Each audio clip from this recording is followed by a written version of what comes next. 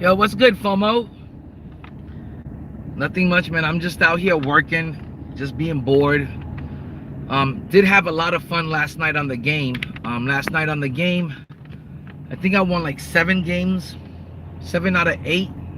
Uh, Actually, it was way more than that. I forgot. That was the night before. Last night, I went from 81 wins to 96 wins in one night. And what helped me to achieve that is I finally got my first diamond animation breaker, and I put it on Bobo. And once I gave that to Bobo, it was game over. It broke the game, and I was pretty much unstoppable with Bobo and a diamond animation breaker on him. No one was able to stop me. No one was able to contest or defend me. They were just easy win after easy win. Most people were like quitting in the first quarter, and hardly anyone Take your next left to stay on Bella Vita Boulevard. made it to the second, much less to the end of the game. So I was killing it last night, on the game, and I had a pretty good night. And like I said, it was because I got my first diamond animation breaker, and I wanted to talk about that because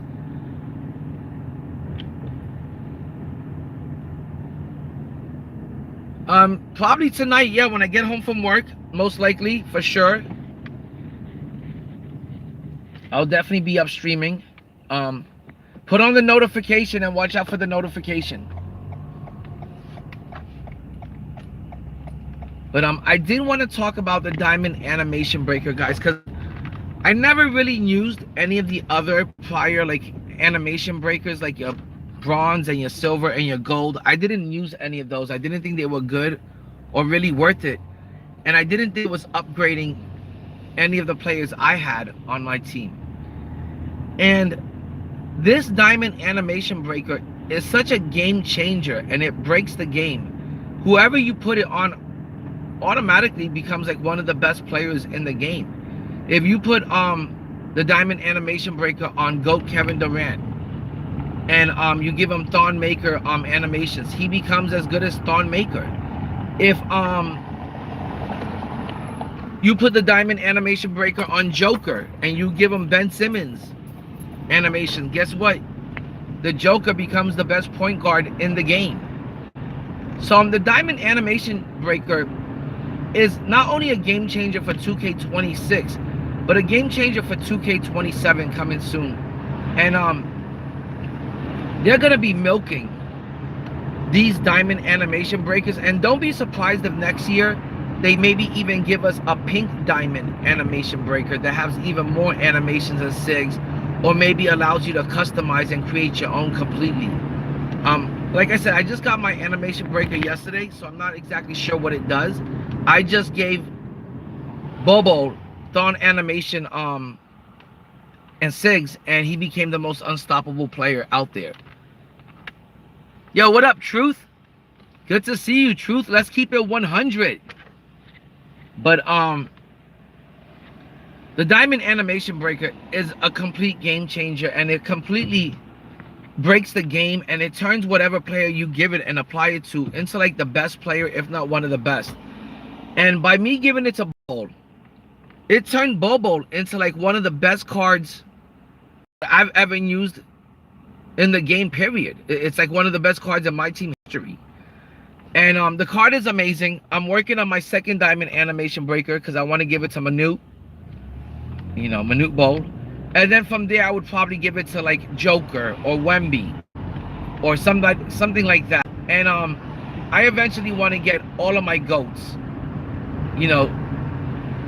I eventually want to get every single one of them a diamond animation breaker to both GOAT teams. My GOAT squad that's full of Hall of Famers, and then my GOAT squad that's even full of the cheesy players. Because even some of the cheesy players, their jump shots, their releases were quick, but I believe they could have even been better.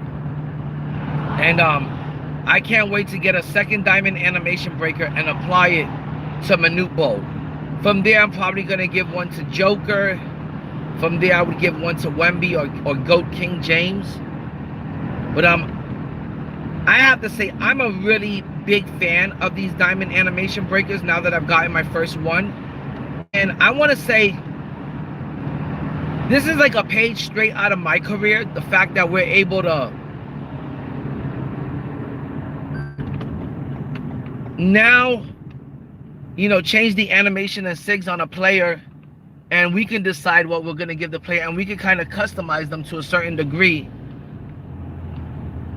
You know, I know it's a page right out of my career, but it's pretty damn cool that we have this option. And I didn't realize how cool it was at first. I was like, oh, you know, I want to keep the natural animations and SIGs that come with the player. I want to have the animations and SIGs that look like it belongs to the player. But when you put Thon Maker, you know, his animations on Bobo, he still looks and shoots just like Bobo. He still moves and feels just like Bobo. It didn't really change or affect him. It just made him that much of a better player. And if you give it to Manute Bol, he becomes the best center in the game. You know, if you give it to Joker, he probably is he's definitely the best point guard in the game. So these diamond animation breakers are extremely, when I say extremely cool, they are extremely cool, extremely cheesy. It makes the ultimate cheesy team of Taco and Yao Ming and Bobo and Manute Bol and Thon Maker. It makes that team even cheesier. And I didn't even think that was possible to make that team any cheesier. But once you give them the animation breakers, Indy, I meant to give my diamond animation breaker to Sean Bradley, but I gave it to Edie. FOMO, don't feel too bad about that. Even though both Sean Bradley and Zach Edey, they both had already nice releases and nice animations and SIGs. So it really didn't matter which one you gave it to. It would have improved either one. Did Bradley have the better? I want to say that Bradley already had the better release and the better animations and SIGs. So I would say a card like Zach Edey probably needed it more first. Even though I think that Zach Edey already has a good card. I mean, a good release and a good animations and SIGs. He's already a good card. Cards that I wait to give an animation breaker, like Yao Ming doesn't really need it. Taco doesn't really need it. I would say Sean Bradley really doesn't need it, and Zach Edey really didn't even need it. Chet doesn't need it at all. Dirk Nowitzki doesn't need it at all. Yee doesn't need it. Cards like Vince Carter, SGA, they don't need it. But some cards like Bobo, Manute Bol, and Wemby, and GOAT King James needed it first and foremost. So don't feel bad if you gave it to Zach Edey accidentally over giving it to Sean Bradley. Both of them are practically the same height. Both of them are practically the same build. And both of them, I want to say that maybe Bradley needed it a little bit more, but both of them kind of needed it. If you want to give them that elite release, that elite jumper. Like I gave Bobo Thon Maker. That took Thon Maker to the next level. You know, I mean, that took Bobo to the next level once I gave him Thon Maker animations. So whatever card you give that diamond animation breaker to, it's gonna take them to the next level. It's gonna take your player to the next level. So it's a W either way.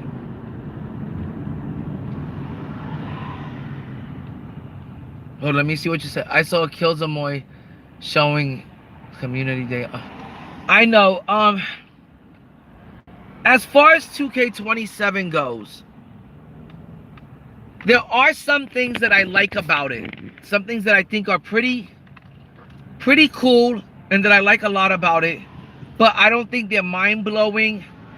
And I kind of think they're things that they kind of brought back from back in the day.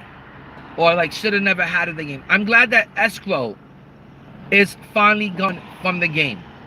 It's going to allow sniping to be more fun and a much more quicker process now.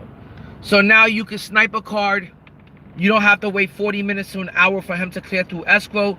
You can list them either at your buy now price or for the 4-hour auction. You don't have to really wait 5 hours to get the MT now. You can get that MT as quickly as possible and go back to using that MT you just made and go back to using that profit and go back to sniping. So I do like that they sped up the process, and it allows you to, get your MT that you made, or the card that you just sniped. It allows you to start using that player or that MT instantly. I do like that a lot. That is a huge plus, but that's nothing mind-blowing, and it's nothing that has to do with the game mechanics or the gameplay.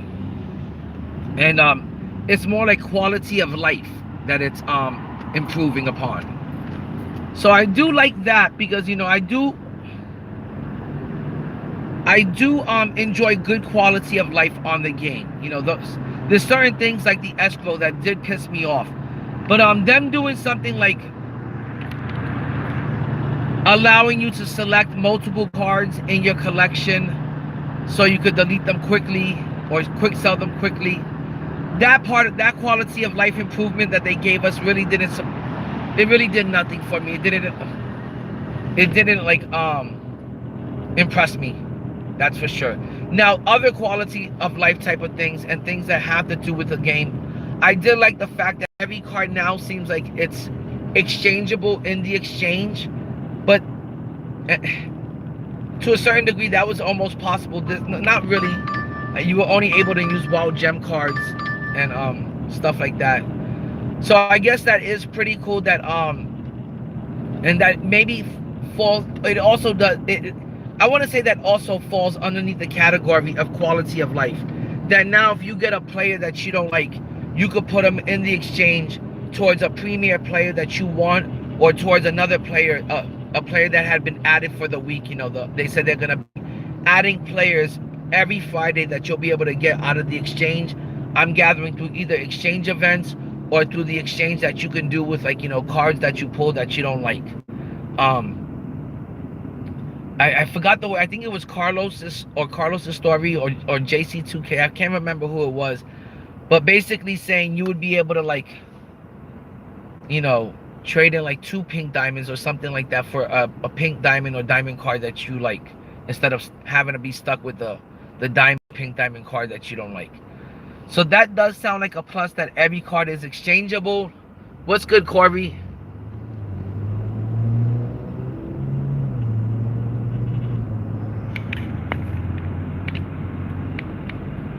Oh, the best animation for me is I like the Thorn Maker animation. That is so far my favorite. And then I want to say from there, anything with Patty Mills base and the Sexton upper. SGA has it. Vince Carter has it. There's a few cards that have the Patty Mills base. Bob Pettit has it, I believe. There's a lot of cards that have the Patty Mills base and the Sexton upper. You want to get that with either the De'Aaron Fox drag back, or you want the Devin Booker drag back. I prefer the Devin Booker drag back.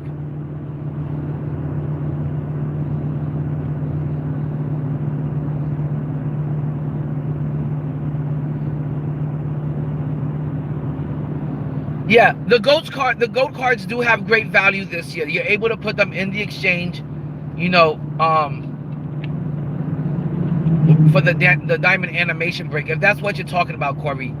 I do like this year that you're able to trade in those GOATs that you don't like for the diamond animation breaker, because, and like I was talking about that earlier, guys, these diamond animation breakers are game breakers. They're game changers. They the ultimate cheesy players like Taco, Yao Ming, Manute, Bob, all of those cards, they make them even more cheesier and unstoppable.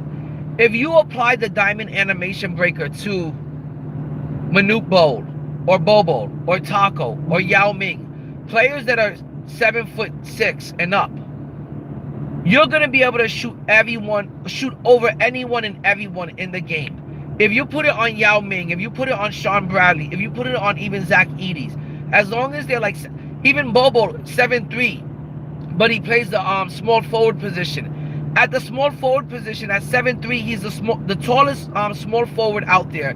And at 7'3", with the diamond animation breaker, he's easily shooting over every 6'6" to 6'10" small forward out there. Even if you're 6'11", you're not gonna guard Bobo 7'3" with a diamond animation breaker.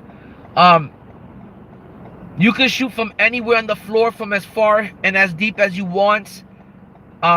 No one and nothing can stop you once you apply the diamond animation breakers to cards like Bobo, Manute Bol, Taco, Yao Ming, Sean Bradley, Zach Edey, Wemby. I would even give it to maybe Ralph Sampson. Two bigs that don't need it. Chet doesn't need it, Dirk doesn't need it, and Porzingis doesn't need it. Those three don't need it, actually.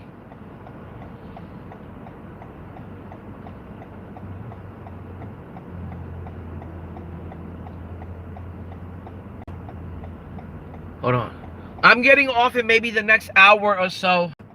I'm not going to be out here too late because my little boy wants me to get home to him. But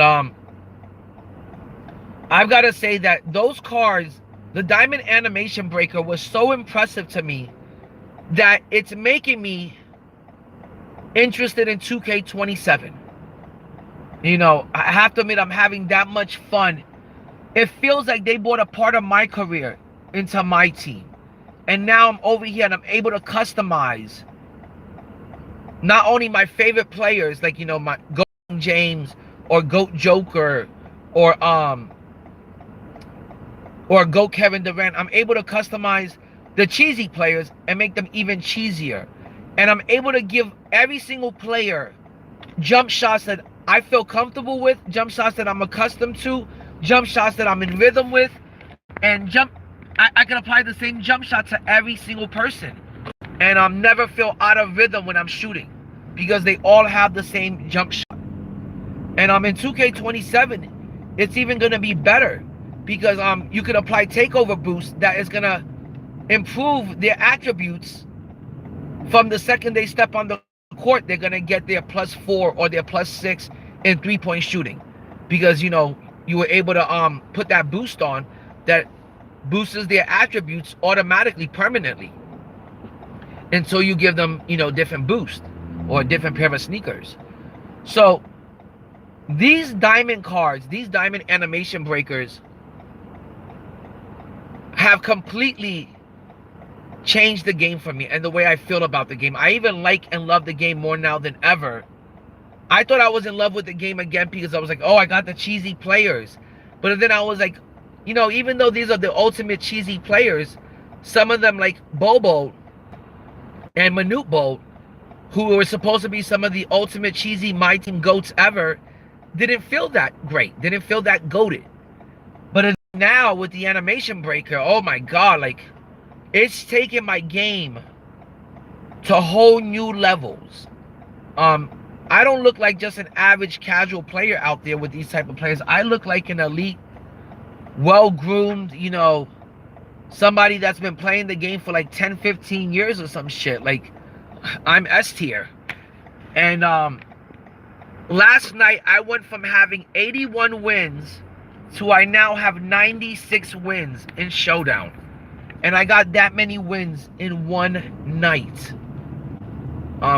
There was people quitting on me in the first quarter. They didn't even make it to the second quarter, to the end of the half, much less to the end of the game. And I was just killing it, absolutely killing it. And it was so much fun. It was too much fun. It was too easy, and it was breezy. That's how easy it was. It was breezy, and I had a lot of fun with the cards. And I was like thinking, like, man, even though I don't want to start all over with 2K27, I do want to play the game so I could grind MT throughout the year and save it and stack it till the very end of the year again, you know, until the 100s, the Invincibles, and the GOATs come out. Because come next year, it's not going to matter if you give these diamond animation breakers to a 100, an Invincible, or a GOAT. it turns that card into a GOAT instantly. So you could apply it to any card that's a 100 and up that already has 99 stats on everything and 99 attributes. So next year, what my plan is I want to get on the game early and just grind out and complete a lot of challenges, complete dominations every season, save and stack up MT until the very end of the year, save up and stack up VC, and collect things like Hall of Fame badges, legend badges, collect things like diamond animation breakers, and just be completely ready to when they drop an invincible Minute Bowl, I can get him out the auction house or buy him with VC and then apply a badass animation breaker to him. That's my plan for next year. Not to come back and spend money in the game, on these fake amethyst cards, these fake diamond cards now, these fake pink diamonds, these fake galaxy opals, these fake dark matters. There's no way a 92 dark matter or a 94 dark matter is going to play for you at the end of the year in an end game. So why waste your money on these newly rated cards? Why waste your money ripping packs for the new gems that are obviously are not end game cards, and they're just gonna be in between filler cards, So in between, like some of these numbers, you're gonna get you're gonna get like a lower tier like diamond that is, a lower tier dark matter that instead of being a 94, it might be a 93 dark matter, and they'll call it a new gem tier. But I'm not gonna waste and spend so much money on that. I'd rather just, like I said, save and wait for these diamond. The game gets so badass at end game when you get these GOAT cards. The game becomes so badass when you get these diamond animation breakers and you're able to customize your player. Hold on, guys. I gotta pick up this order. I got 2 orders for DoorDash. All right, so I'm gonna be right with you. Sorry. Oh no, take your time, man. So the game becomes so much better when those things come out, and stuff like Hoff badges and legend badges and diamond animation breakers are so much. There's 2 of them, and those things become more accessible. And then the cards like the 100s or the GOATs or the Invincibles become more accessible. Yeah, I got 2 orders. I'm so sorry about that, by the way. I got you right now, okay? Perfect. So I want to say that next year, even though I'm going to be playing the game and grinding out the game so I can save up MT and VC, I'm going to be pretty much maybe pro money spent at the best, but it's all about season. The one for 10? Okay, I have this one, the one for toy. We handed out a while ago. We don't have that. Okay, let me get the one that you do have then. Just that one for 10. Okay.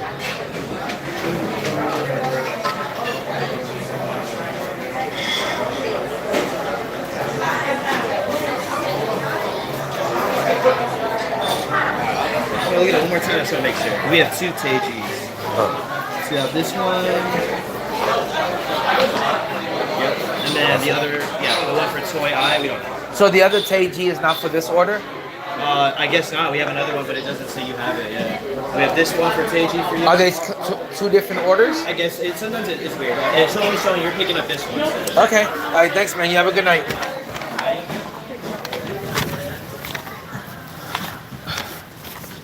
Okay. So like I was saying, I think the diamond animation break is such a game changer that like I wouldn't waste it next year on anything less than an invincible, anything less than a GOAT, or anything at the very least a 100.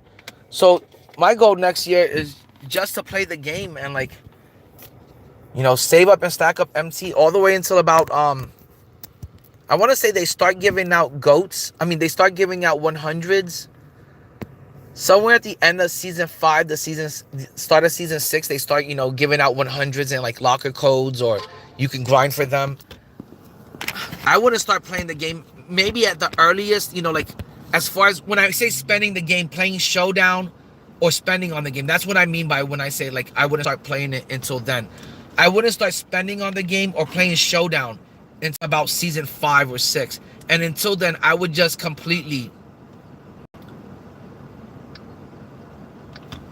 just be grinding out, playing against the computer, completing agendas and challenges, and doing a lot of sniping, and listing things constantly, and just saving and stacking up towards endgame. That's the part of the year that I want to play for.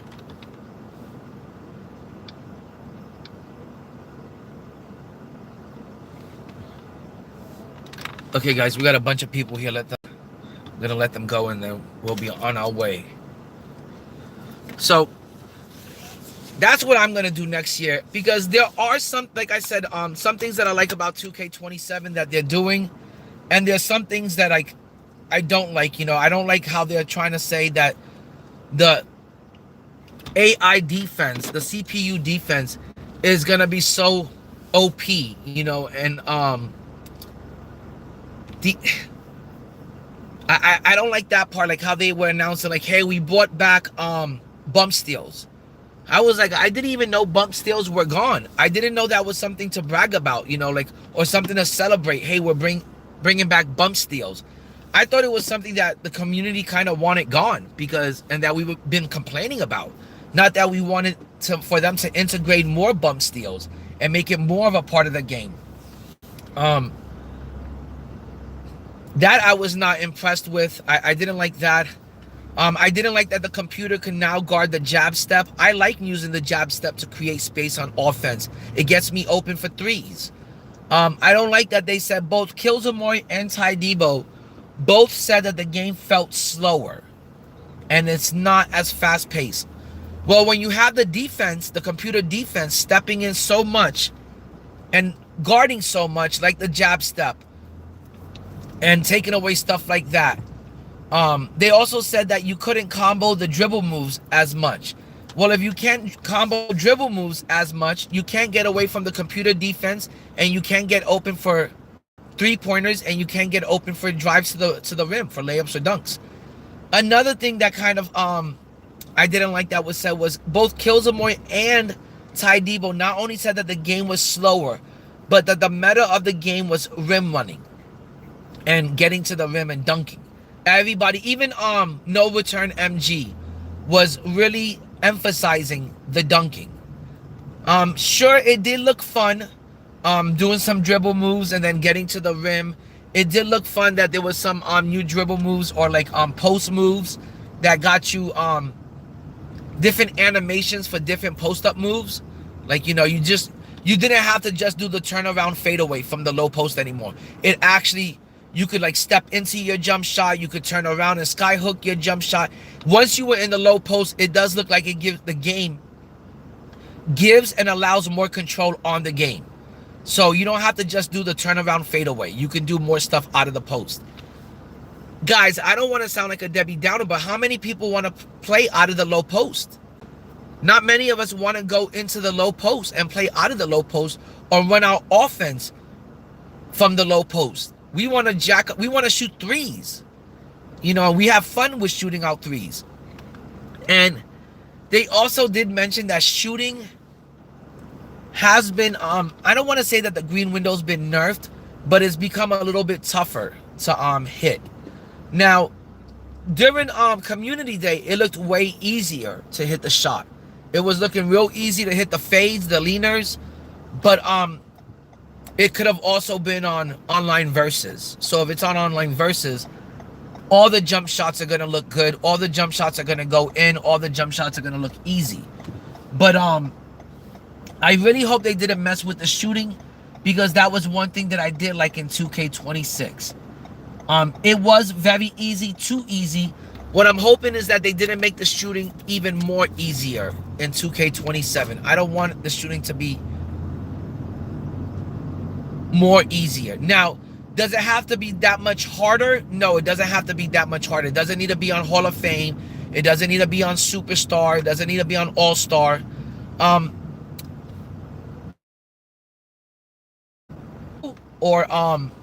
would even be happy if it was on, I can't remember which one's easier, All-Star or Superstar, but on something that's below Hall of Fame, I would be okay with. So hopefully maybe they make the shooting tougher, but not too tough. I wouldn't mind seeing lower 3-point shooting percentages, but it doesn't mean I should go from shooting 60, 70, 80% to now I'm just shooting 30, 40, 50%. If they brought the shooting that low, then the game is going to feel slower. The game is going to feel more low scoring. The game is going to feel a little bit more boring.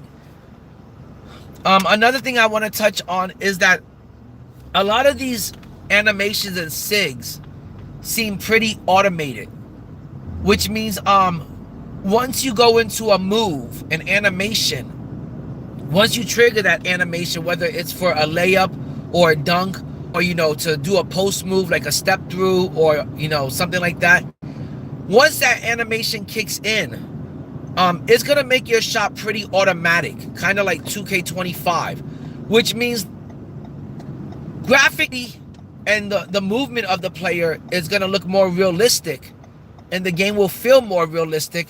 But that's because it's on a more automated animation system. So once you trigger that move for like a certain type of layup, it's gonna be real easy to time that green. Or once you trigger a certain dunk, it's gonna be real easy to use the dunk meter and hit that dunk. But it's gonna feel like more out of your control and more in the control of the animation. And that's why I think it was No Return MG who, like, because I was watching his gameplay, and shout out to No Return MG. I want to give him his flowers and tell him how fucking proud I am of him. I remember when he first got kicked off of Twitch, and he had to migrate over to YouTube and start on YouTube like completely like fresh, completely new. Nobody knew who he was. I could just tell there was something special about him. He had a great positive attitude, great positive vibes, and excellent original content. And you could just tell that he was going somewhere. He started at the same time as me, Ant Live, TBN Swag, and people like Gaming Dad and stuff like that.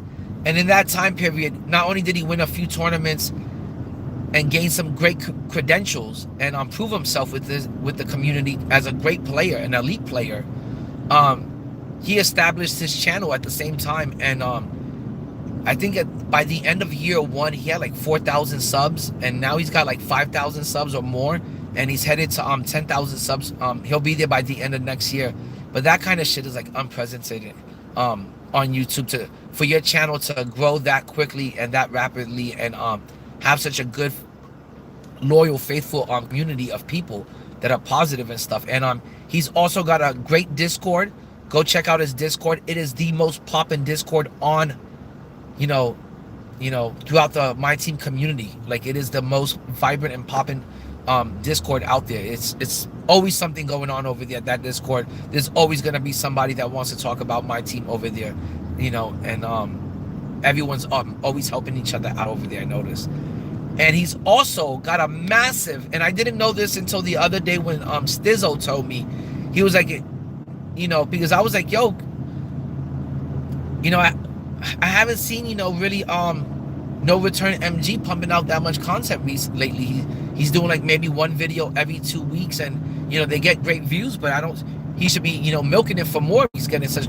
But then I found out that he was really working his TikTok and milking it over there. He's big time over there in that TikTok field. He's Hollywood over there, and his views are getting like tens and thousands of likes and views. And I just want to give him his flowers, his props, and his respect on all the hard work that he put into his grind, and all the hard work and dedication and time that he devoted to the 2K My Team community.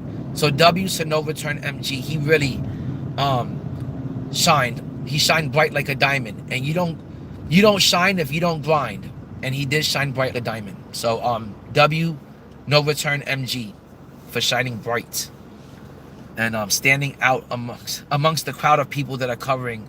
There's so many people covering My Team content, and he stood out amongst all of us, and he was able to get invited with Kilzamoy, Ty Debo, and Carlos from Carlos's Story is usually invited each year to Community Day, and he made it, and to me that's big time. So Much love, much respect, and I'm always gonna support him. I've been supporting him since day one, since I found him on YouTube. You know, when he was here telling people like, hey, I'm from Twitch, and I got kicked off of Twitch. I got banned on Twitch, and I'm here now trying to make a name for myself. And boy, did he make a name for himself. So W No Return MG. I'm really proud of him. And you know, I saw him make like it was like I guess it was like a fade or leaner, you know, from 3-point, and he didn't expect the shot to go in, and it went in. And so that looks really OP in the game.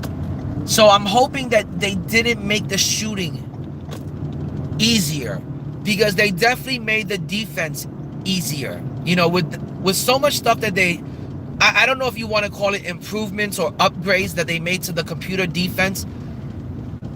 I don't know what you want to call it, but as much stuff as they did to the defense, to the computer defense, to be a helping hand, that is catering towards the average casual player that needs help on defense, you know, and to help, you know, defend against jab stepping, to help defend against people that are spamming the dribbling from left to right, and stepping behind the screens and just shooting, you know, behind the center.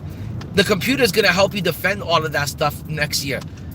And I don't want to sound harsh, but guys, this year I dealt with that all year. I win 250 games of Showdown every single season. Every season, I win 85% of my games versus tier 1 players. I've been in tier 2 every single season. Guess what? The computer shouldn't need to help us out or help you out that much. Just the way I had to learn how to defend it. Everyone should have to learn how to defend it. It's that easy, it's that simple, it's a part of the game. You should have to learn. Do I say, hey, am I completely against off-balling? No. I off-ball, I off-switch, I icon switch every single second on defense. But do I think that the computer needs to help out that much? No. And there was other things that the computer, you know, helps out with on defense, you know, like on defense, for example, to get a light contested, all the computer has to do is be standing in front of your player. So now if you have a cheesy opponent like myself that is guarding you with a 7'3" Bobo at the 3, and your player is 6'6" or 6'7" Dr. J playing the 3, well, guess what? Now all I have to do is put Bobo on tight, stand him right in front of you, and that's going to count as lightly contested on your jump shot. It's going to affect your green window, it's going to affect your meter, it's going to affect your green window, and it's going to throw your shot off by just standing there. I used to complain about that they should, you have to stop and pushing the defense to guard and put, you know, or make the adjustments in your settings to play tight on the 3-point shooters. You should be moving your players, you know, right in front of the 3-point shooter or the person slashing to the rim. Having the computer do all of that now, it really is geared more towards helping the average casual player that just plays the game on a more casual novice level. And the shooting looked really easy out there from what I've seen. And like I said, guys, I don't know if the shooting is set on online versus like it was this year, or if they set it on pro, or if they, you know, just took it back to online versus. It looked rather easy, you know, and they were doing this with cards that were like diamond cards and pink diamond cards. So, but I also did notice that the meta was, hold on, guys.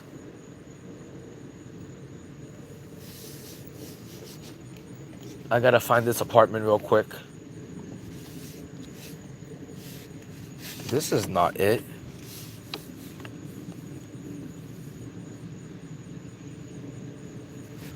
Hold on, let me check the GPS real quick, guys. Oh, I am nowhere near my destination. I gotta still walk like another apartment over. But it looked like the shooting was rather easy, and to me, 2K is sending the message like, hey, this is not a competitive game anymore. This is not a game that, you know, we're gonna have a competitive mode like King of the Court. That's no longer available. And this game is not about like competition and competing really. It's more about having fun with the game. And I saw a lot of people, like, I don't want to say rim running, but really using the dribble moves to get them open to run into the lane and into the paint for layups and dunks. Which, again, I don't mind that. You got to do whatever you have to do in the beginning of the game with the lower tier cards. You got to do whatever you have to do to win. But it did look like that was the meta, and it did look like a lot of people were scared to shoot out there. I'm not sure if it's because they weren't comfortable with the jump shots. But it didn't look like a lot of people out there were jacking up the threes and comfortable with the threes. So I hope the game isn't also like because this year a lot of people were doing a lot of rim running and turning this game into a slam dunk competition and turning this game into a rim running dunk simulation game. And it was getting kind of old. And I hope that's not the case for next year. I hope that, you know, the algorithms, the RNG, whatever you want to call it, I hope it hasn't taken control of the shooting percentage to the point where, you know, it's going to lower your shooting percentage to 30, 40, and 50%. Instead, this year, most people are shooting 60, 70, 80%. So, I really hope that's not the case. Okay, guys, I got to find this apartment number. 8216. Let's check over here. So, that was another thing. You know, those are my concerns. Everything else they made a change to, you know, that's as far as it goes with the game mechanics and the gameplay from what I've seen so far. But with the other stuff, it was just slight improvements on quality of life, you know, on the game, and nothing mind-blowing. And it just looks like 2K27.5. And I don't know if all of the changes that they made into the game, am I gonna like all these changes? Do I want to deal with tougher computer defense? No, to be honest. I like the way the game is where I can make space for an open three off of the jab step. I like being able to do a couple of dribble moves and get open for the three. Hold on, guys, I just gotta complete this order. And we're out of here. So I'm not too crazy about those changes because I'm not a big fan of the computer interfering in the game and having such a big influence on the game to the point where it could almost determine and dictate the outcome of the game. I'm not a big fan of all of that RNG, AI, computer, CPU, defense and offense. And it looks like a lot of that is going to be added into the game. And remember, Mike Wang said himself, when you want more realistic graphics or more realistic game movement on the court, to get that more realistic animation, to get that more realistic, movement out of the players and the look of the game and stuff, that it more resembles like an NBA game and how the NBA players move on the court and, how they carry themselves on the court, all of that stuff. When you want that kind of realistic animation, remember he said one time, that's when you lose control over something. You got to lose control over something, and that something will be the control of the game. When you want more realistic animations and movement on these players, and you want them to more resemble the way they play in real life, well, to get those more realistic animations, you're gonna have to give up something, and that's control of the game. That's when the game takes over and triggers that animation, and that jump shot is gonna seem more real. It's gonna seem more automatic. That layup or that dunk is gonna seem more automatic, and that's the reason why they had to beef up the defense so much. So all of that equals slower gameplay and lower scoring games. Well, I think you want. Oh my God, there's not. And what's up, Goku? There is not many people. That's another thing. I'm glad that's Goku said it and not me. There's not many of us left, guys, that are covering this game at all anymore. Like I always say that the My Team community is dying. It might be dead. Period. It's borderline. It's a line dead. There's not many people covering the game on Twitch. The only one I can, like, your big guys, your big guns like JC2K and Decentric. But there's not that many people. There's not even 10 of us on YouTube that really cover the game of My Team. So it's kind of shitty, you know, to see sometimes how toxic the community is with each other. You know, you got over here people trying to instigate beef between between DBG and Witness. And let me tell you guys, there's no beef between Witness and DBG. DBG's been barely around making videos. He's put out like one video in the last month. It's the Witness. I don't know what he's talking about because he doesn't even play the game. The Witness is the type of person that pays people to complete his challenges, pays people to do the agendas, pays people to play for him, and probably pays people to for gameplay, you know. And he's been busted before for account sharing and for for paying people to complete challenges for him and agendas, and he's probably used their footage for gameplay in the past. He doesn't ever do gameplay is really he doesn't ever do like reviews or, you know, breaking cards down and shit. He doesn't ever do any kind of sniping videos or auction. He's a great guy. He's I love his content. He's got, you know, great content. It's very funny, very entertaining. It's very entertaining. He's got a hot ass wife that he put in this video the other day. So his content is very entertaining. He's always doing something entertaining. As I want to say, his videos are more about squad building, and I like that kind of content a lot. I also like pack opening content, but nowadays, guys, going into 2K27, I can't say that I would ever support more that promotes pack openings at such a high level. I think going into 2K27, not worth spending on. It's definitely not worth spending on early on in the game, in the early stages of the game, the early seasons, like seasons 1 through 5. I don't think are worth spending on. I would only spend on half of this game when the good cards come out that play till the end of the game. But besides that, guys, I'm gonna recommend for 2K27 not to rip packs or spend money on the game. Just try to play it, no money spend, as long as you can. Save and stack up your MT and your VC for as long as you can, and don't give this company your money. It's a scam, especially for cards that don't play till the end of the year. And I hate seeing people like 2K, especially 2K OG, because I like him a lot as a person, and I know he's a big family guy and a big family man. I hate seeing these people spend their hard-earned money on the game sometimes. And Witness doesn't even spend his own money half the time on the game.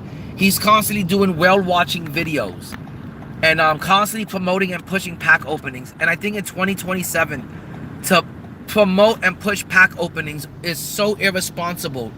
And he was attacking people for spending money on the game. I'm like, what are you talking about? That's your whole channel, is whale-watching videos and you spending on the game. Like, that's what you push and promote. Like, so, you know, one time he said it best: what are the effects of people constantly watching pack opening videos? Does it have an effect on you? Does it take its toll on you, to the point where you watch enough pack opening videos and next thing you know, you're fiending to rip packs and you're willing to do whatever it takes to rip packs? It doesn't matter if you have to grind out 70 million MT or you have to buy 70 million VC. You're willing to do whatever it takes to rip packs. And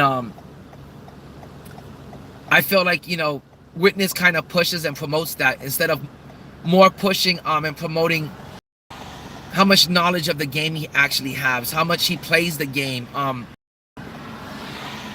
How can he be informative about the game? Does he have any tips and tricks, you know, when it comes to actually playing the game? You know, how to get easy wins in Showdown, or get some, you know, rank up in King of the Court, or how to, you know, dominate the park or something like that, or team up. When you do see him play, he looks like an average to casual, you know, maybe just a novice player. and he doesn't look like anything special. In the video where he had his wife on the episode, it was a great video. The video was very entertaining. They built a team together. It was real cool, real cute. But when he started playing the game, I was like, this guy's terrible at the game. Like, I think I could easily beat Witness 2K. Like it would be nothing for me to beat Witness 2K. He's not on the same level, in the same league as a DBG or JC or Decentric or Ty Debo or even Carlo or Carlos' Story. He's not going to beat any of those guys. Those guys aren't players. Witness is just more for entertainment purposes. He's very entertaining, and I love his videos. I love his content. But for him to be attacking DBG and JC2K and Ty Debo saying that they were negative, those people have a right to complain about the game, because not only do they hold the community and carry the community on their shoulders and on their backs, but they actually play the game. So they have a right to complain because they actually play the game. The Witness is, like I said, he's been busted multiple times for hiring people to play the game for him, hiring people to complete challenges and get, the rewards, from the agendas to get the packs or the players, or, for the game footage he needed. He's been caught, doing that multiple times by 2K, and they've suspended him for account sharing. So, I really don't ever put in much stock into what the Witness 2K has to say about the actual game. As far as it goes about the game, he's never won a tournament like No Return MG, or I've never even seen him enter a tournament, or I've never seen him also never do anything with the community like, hey, let me get you guys to 5 park wins. You guys want to streak up? Or hey, do you guys want to streak up and team up? He's never done that because I believe, like other people that don't play the game, he can't do it because he's not skilled at the game enough. So when you can't play the game, you shouldn't be talking about the people that do know how to play the game and that are skilled at the game, because it's not your lane. That's not you're not on that league. You're not in that league. So it was kind of surprising to see the Witness be such a crybaby and make a big deal out of nothing. Like, he pretty much made, yo, what up, Mainstream 2K? Yo, Mainstream, I'm so sorry, man. The last time you were in here, even though my phone was still streaming still streaming and stuff, for some reason I think the chat had froze up and I couldn't see what the chat was, typing in until I went to my second phone.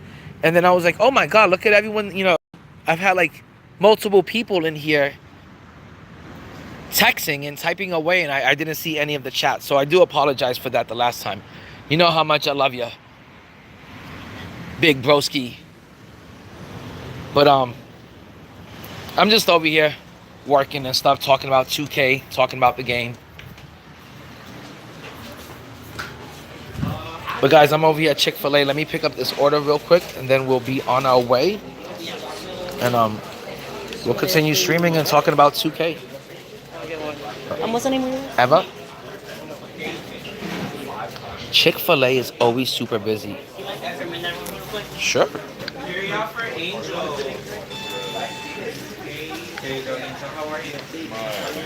Thank you so much. I'm gonna get you a bag or no? No, I'm good. You have a good night. Guys, I could not tell if that was a boy or a girl. I think it might have been a boy. But, something's going on nowadays. Some of these guys are looking a little too feminine, talking a little too feminine, and acting a little too feminine. And they're trying to claim they're not feminine. So, it's kind of weird. But I could not tell if that was a boy or a girl. I couldn't. I was trying to figure it out, like real quick, and I couldn't figure it out. So I just said, thanks, my dude. But yeah, that's the whole thing I want to say about Witness, because it's not like I know Witness 2K personally. The most I've ever spoken to him to is just in the comment section, like maybe older videos of his. But I still check out his content. I still like his content. I love his content. I think it's real creative, really original, real positive. And that's why I'm so surprised to see him like take that route where he's gonna be dirty and try to throw dirt on people's names and be aggressive and attack. You know, people are just giving their thoughts and opinions about 2K27. Everyone's entitled to their own thoughts and opinion on the game, and not everyone's thoughts and opinions on the game have to align. You know, so if DBG and JC2K and Ty Debo want to say, hey, the game is, or Killzomoy wants to say, hey, the game is feeling slow, and certain things, you know, they have the right to complain because they actually play the game and that's their lane. Nah, nothing much is popping. Just working mainstream, hanging out, you know, racking up them views, making that YouTube money. That's about it. Talking about 2K27. I haven't even pre-ordered the game yet, to be honest, and I'm still very undecisive, and I don't really think I want to play 2K27 at the very start of the year or the cycle of the game. And I more want to pre-order the game, complete challenges, save and stack up MT and VC until like season like 4 or 5, and then once I have a large amount of MT and VC stacked up, that's when I would start playing Showdown and, you know, going out to the park or playing team up with the community. But do I really want to start playing Showdown day 1, week 1, right out the gate? And have to deal with all the patches and them patching up the game over and over constantly, or, you know, dealing with the bad shooting cards, dealing with the slower pace of the game, dealing with the low scoring.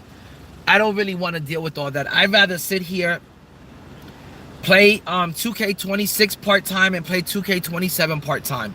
I'd rather get done completing. Like, I want to get every single GOAT card that's on both of my teams. I want to get every single card, if they need it, a diamond animation breaker. I want to, you know, get more into that. I'm more looking forward to that than moving on to 2K27 with slower cards, bad releases, tougher computer defense.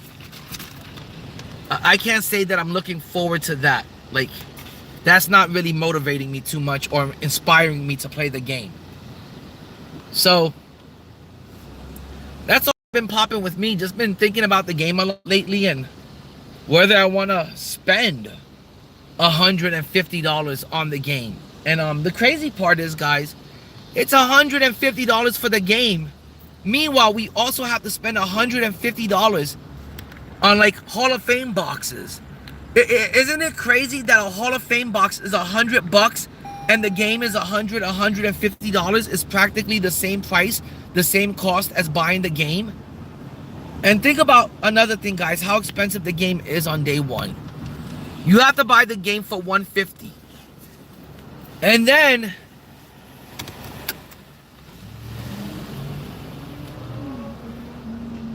hold on, guys. Oh. And then if you want to have a decent card, you have to buy the level 40 and the skips, the Pro Pass and the level 40 skips. That's another $100. That's $250 you're spending on day 1 for the game and Pro Pass and the level skips. Let's say if you want to make MT. Well, guess what? Now you have to rip a 50-pack box or a 20-pack box so you can make some MT off of the players that you sell. You're basically spending $350 on day 1 and week 1 of NBA2K27 My Team. And none of that seems appealing to me. From what I've heard, what the game mechanics and the gameplay is like, that the gameplay is slow and that the shooting is, I don't know how the shooting is going to be, but the defense is definitely more difficult. The CPU defense is more involved. I can't say that, you know, I'm excited about the game. Oh no, Winter Bear, 150 is nothing. But I'm not saying that I'm not going to buy the game. I'm saying that I don't want to play the game on day 1. 150 is nothing. But for the average person, Winter Bear, 150 is a lot of money. You know, we're not all balling like you, Winter Bear. You know, but 150 is nothing for the cost of the game. But when you add it up with the Hall of Fame pass and the Pro pass and the level skips and ripping packs on day one so you can make MT off of that, it adds up. And it's not just 150 anymore, it's 350. So, and for kids, remember, Winter Bear, this is a game meant for kids. It's meant for children.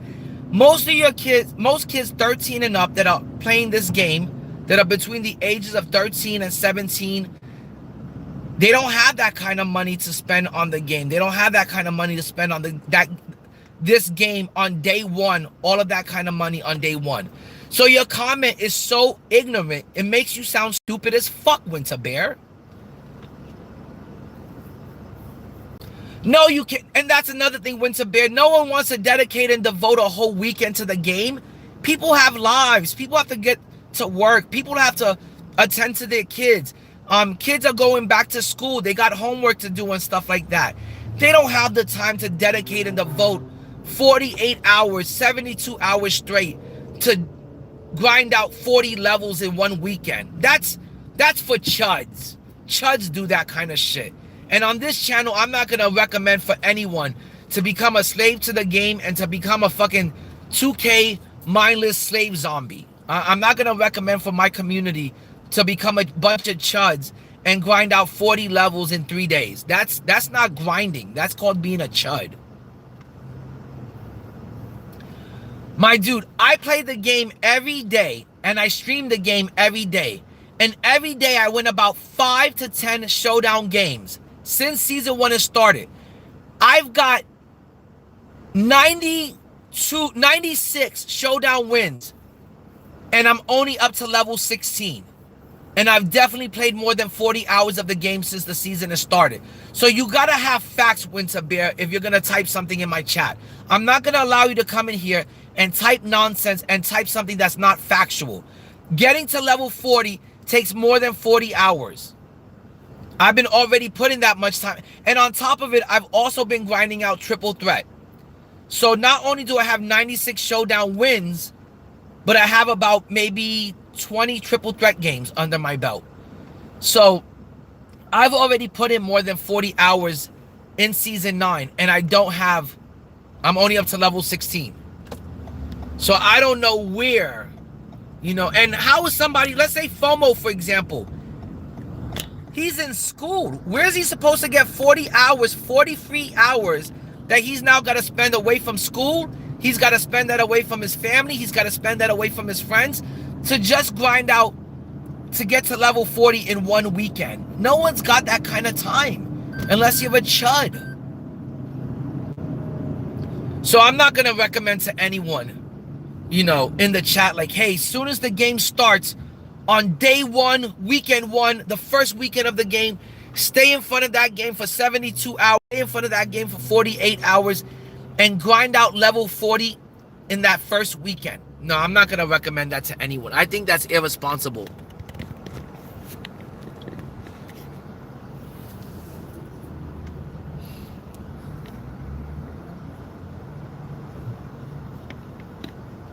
No, Winter Bear, it's not that I'm not smart enough to use my time wisely.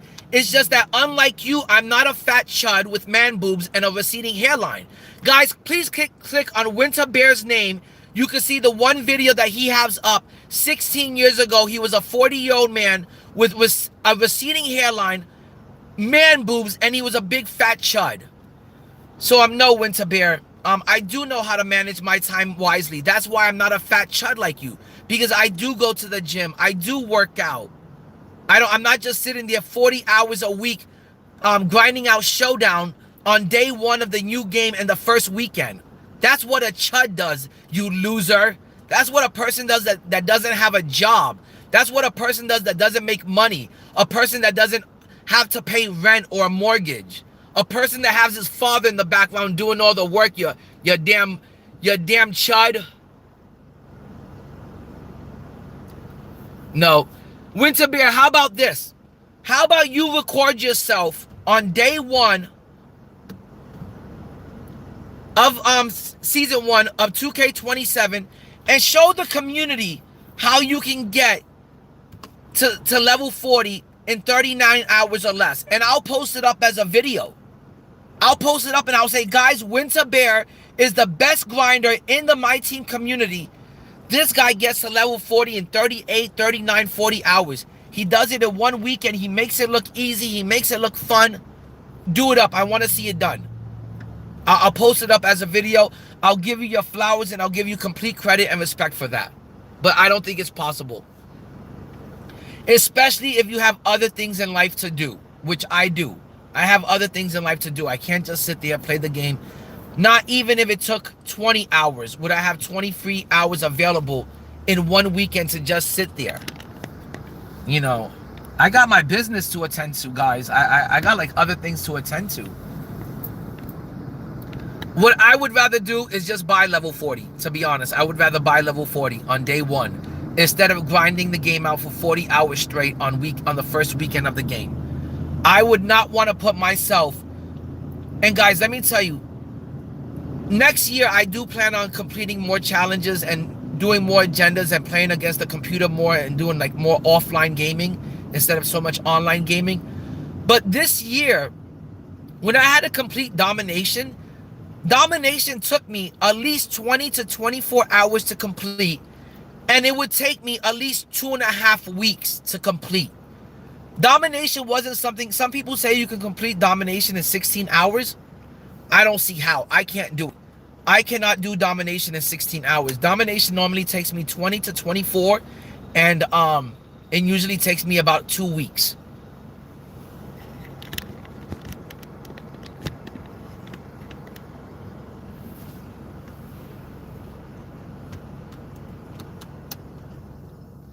You're right, and you're exactly right, Goku, and that's what Winter Bear is. He's a big fat man-child. He's got nothing else to do. He's got no girlfriend, no wife, no kids, no rent, no mortgage. He lives with his dad. He makes his dad do all the work. You can go check out his video. 16 years ago, he was a fat chud with man boobs and a receding hairline. And you could hear him glazing at the sky, wondering. His biggest problem of the day was wondering why the sky was purple. And Daddy, was the apocalypse happening? Daddy, was the... Click on his name. You can see the one video he's got posted. It is the most disturbing video of a man-child that I've ever seen in my life. And like I always say, most adults that have a job and make good money, we just kind of buy the things we want in 2K. We just buy, like, you know, adults normally, you know, you go into a store, you buy something.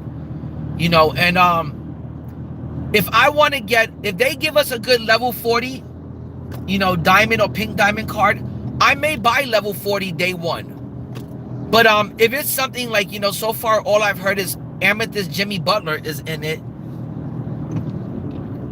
I'm not going to spend any money on that. I would rather just grind it out. I don't care if it takes me 3 weeks or 4 weeks to get to level 40. I'm not going to sit there and dedicate and devote my whole life and all my time to being a chud and just grinding out the game. And I'm not going to give them $100 to get to level 40 on day one if it's garbage. But if on day one they give us something elite, like a pink diamond David Robinson, a pink diamond Akeem Olajuwon, a pink diamond Larry Bird, a pink diamond Magic, something like that, something elite, I would say, hey, this is worth me spending my... If I feel like, and I believe it's worth it, I'll spend the money on it. But if it's not worth it, that's my whole point is right now. If I find that the things that 2K's putting out on a weekly, like the Tuesday promo isn't worth it, the Friday promo isn't worth it, or the level 40 isn't worth it, and then on those weeks, I won't spend. You know, on those seasons, I won't spend if it's not worth it. And I want to say that next year, I'll probably be more no money spent, and I'll probably be you know, more just like grinding out the game, no money spent. Hold on, house real quick. So that's my goal for next year, is to try to do as much of it as much possible, no money spent, and to go for as long as possible, no money spent. Meaning that I want to go no money spent until like the 100s come out, and not in when they first come out and they're expensive. I mean when they start giving out the 100 cards, for free. And then they're giving out maybe some invincible cards for free.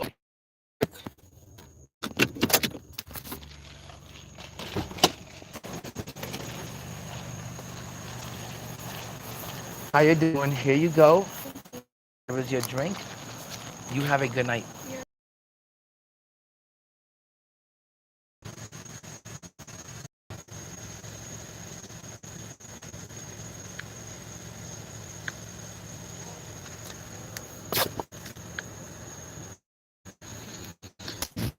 Kids in the community.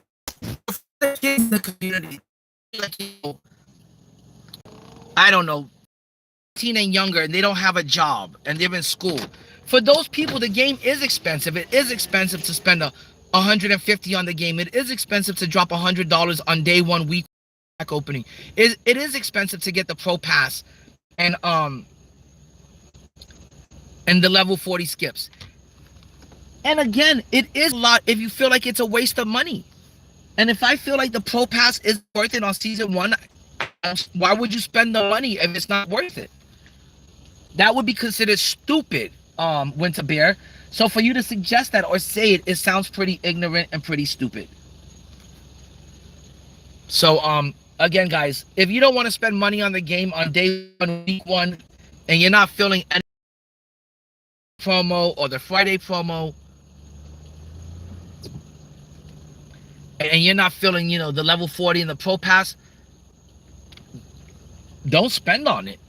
Skip that week, skip that season, grind it out. Take your time grinding to level 40. Don't dedicate and devote your whole life to the game if you're not even excited about getting to level 40. Just take your time with season 1. I don't know if you guys remember, but this year season 2 was one of the worst years in my team history. So hold on. Oh, okay. So there's nothing to really rush into.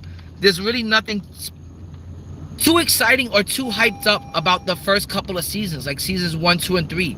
It's all gonna be about amethyst, diamonds, pink diamonds, galaxy opals, and dark cards are gonna matter come the end of the cycle, come end game. Those cards are not gonna matter. So there's no reason to kill yourself or stress out about getting those cards or getting those level 40s, because they're not going to play for that long. Now, what I do like is that if you don't like the level 40, you can now put it into the exchange for a card that you do like. If you don't like the cards that you pulled, you could put them in the exchange towards a card that you like. There is some sort of exchange system this upcoming 2K27 for cards that you don't like. And I think that's a massive W. That is a W. But I wish there was more significant improvements and upgrades to the actual game. There's a lot of improvements and upgrades to the quality of life on the game. But as far as the game mechanics and the gameplay, a lot of people said that it was slower, more low scoring. The defense was more intense, more OP, and more helping out.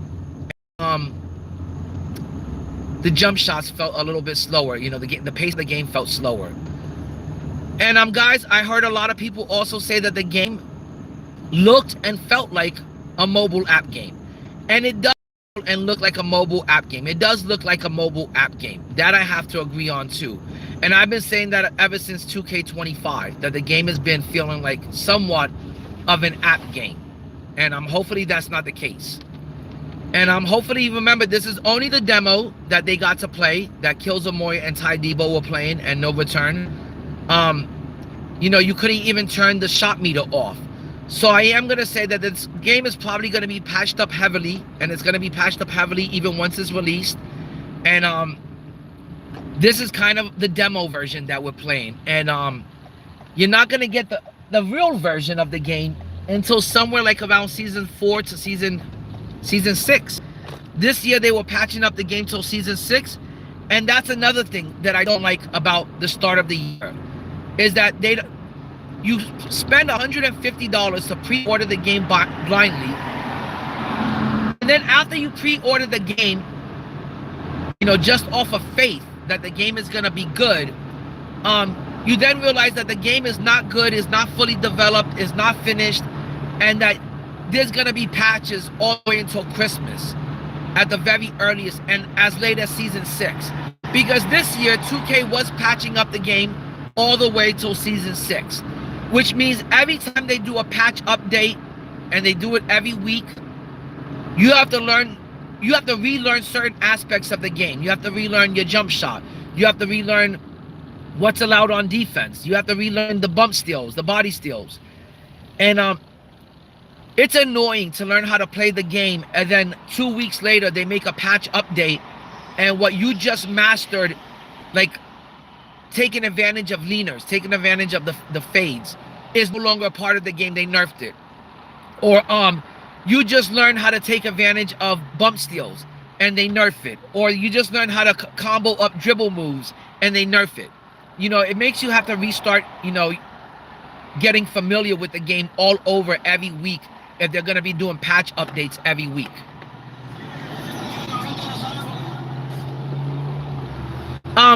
Winter Bear, back in the day, the game only used to get patched up until Christmas.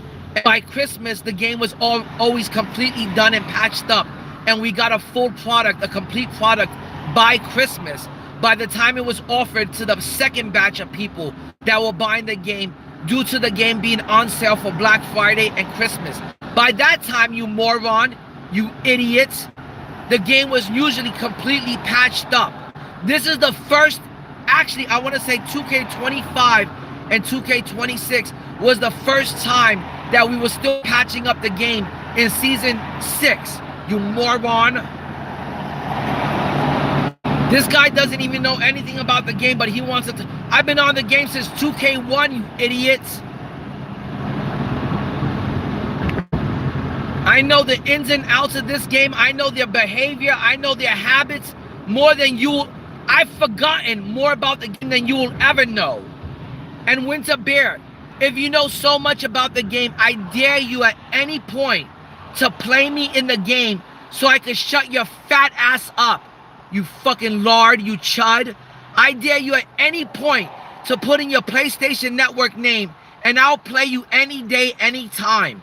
And we'll show the people how much you know about the game, you fat chud.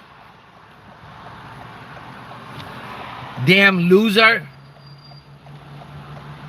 No, I'm not, no.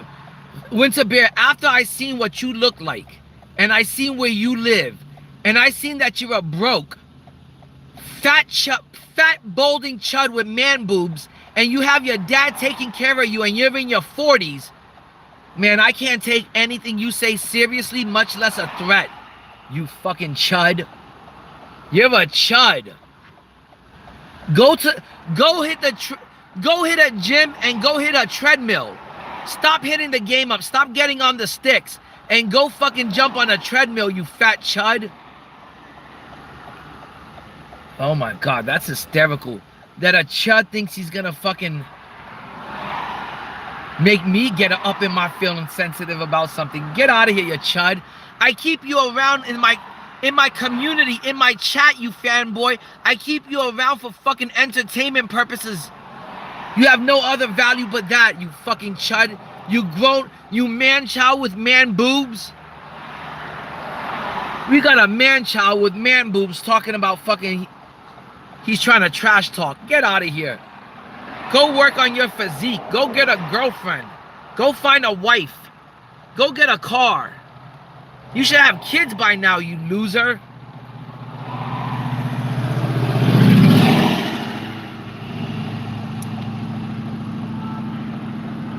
Anytime I'm on YouTube now and I run into that video, it's a YouTube short, and it's got the little kid singing, I'm a chud, I'm a chud, I'm a chud, I'm a big fat chud, playing video games till the sun comes up. I'm a chud, anytime I hear that song, all I picture now is Winter Bear. That's all I can picture now when I hear that song. I actually picture him in my head with his little fat chud face. I'm at work, you Nimrod.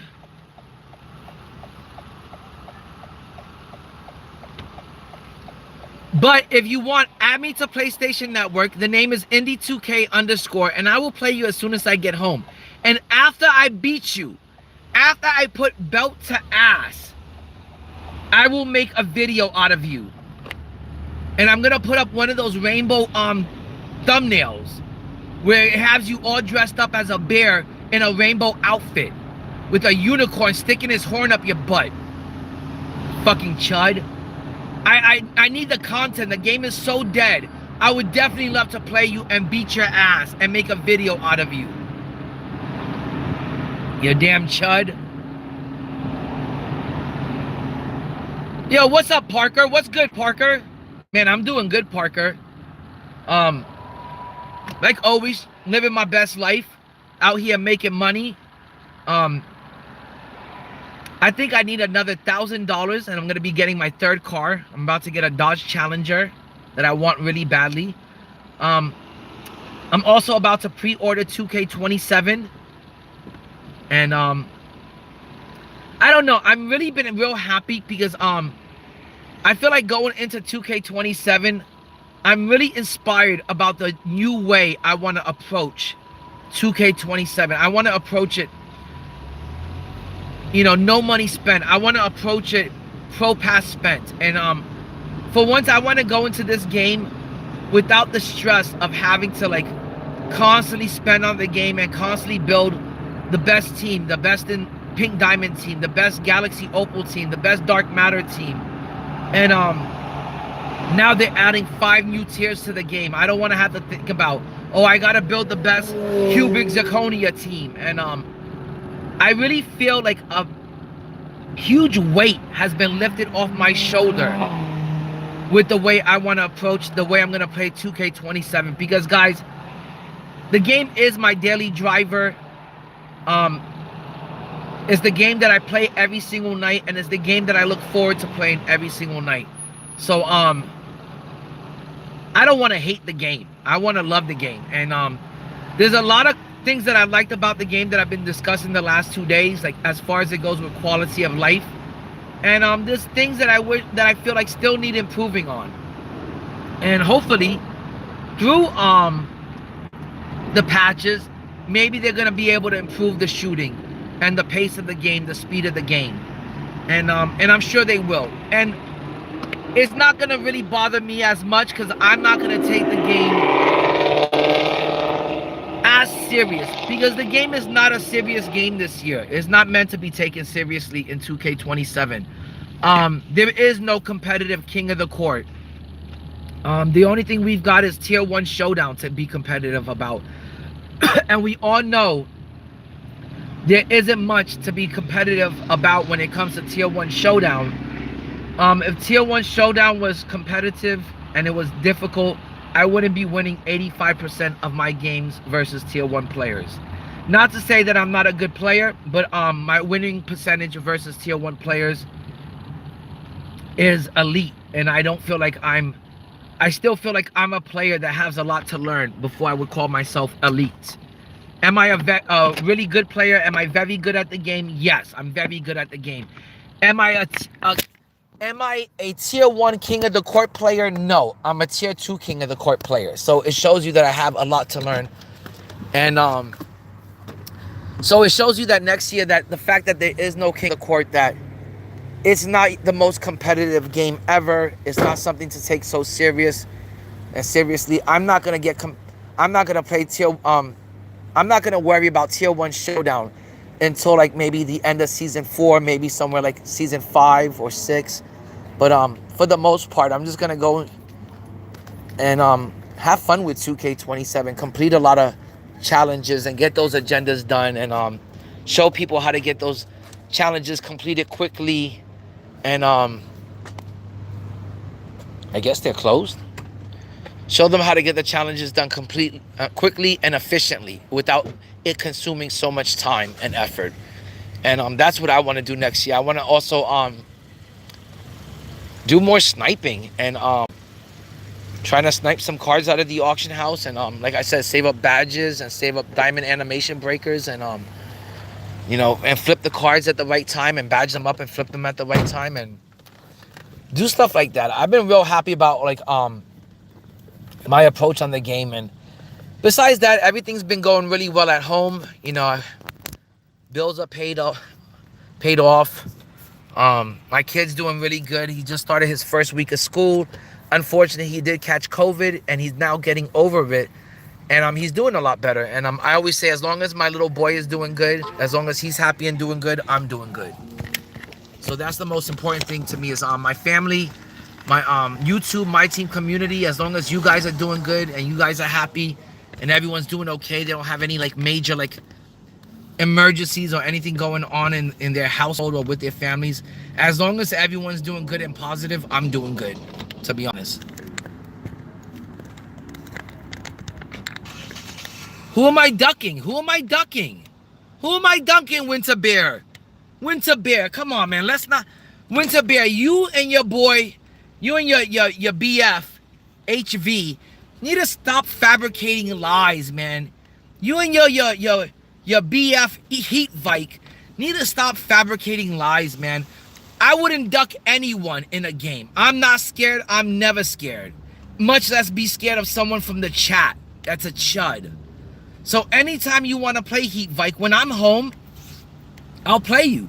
But I'm not going to cater to you and drop everything and rush home and be like, you know, I got to play Winter Bear from the chat. Who the fuck are you, Winter Bear? You're nothing. You're nobody in this community. No one even knows who you are. No one knows you're even alive. No one would know of Winter Bear if I didn't put you in my thumbnails, you fat chud. So there's no reason to duck you, and there's no reason to rush to play you. You're not Ty Debo. You're not no return MG. You're not someone that's good at the. You're not Decentric or DBG or JC2K. You're no one that I have to answer to or that I would be excited to play and say, hey, I gotta rush home and I gotta accept this challenge and I gotta fucking comp up. You're nothing. You're nobody. Who are you? You're an auction house grinder. You're a offline grinder. That's all you are, Winter Bear. You're a chud. You grind out level 40 in the first weekend. You don't play offline.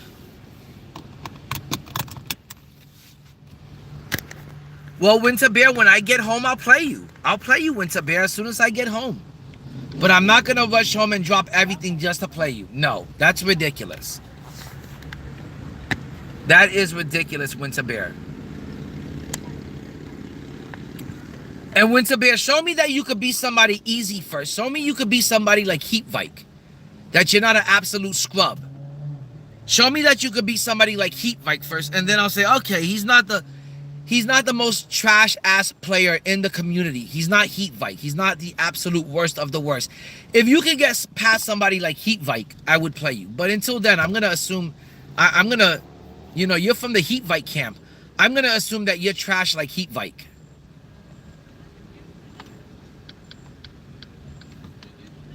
So prove to me that you could beat someone like Heat Vike first, and then I'll play you.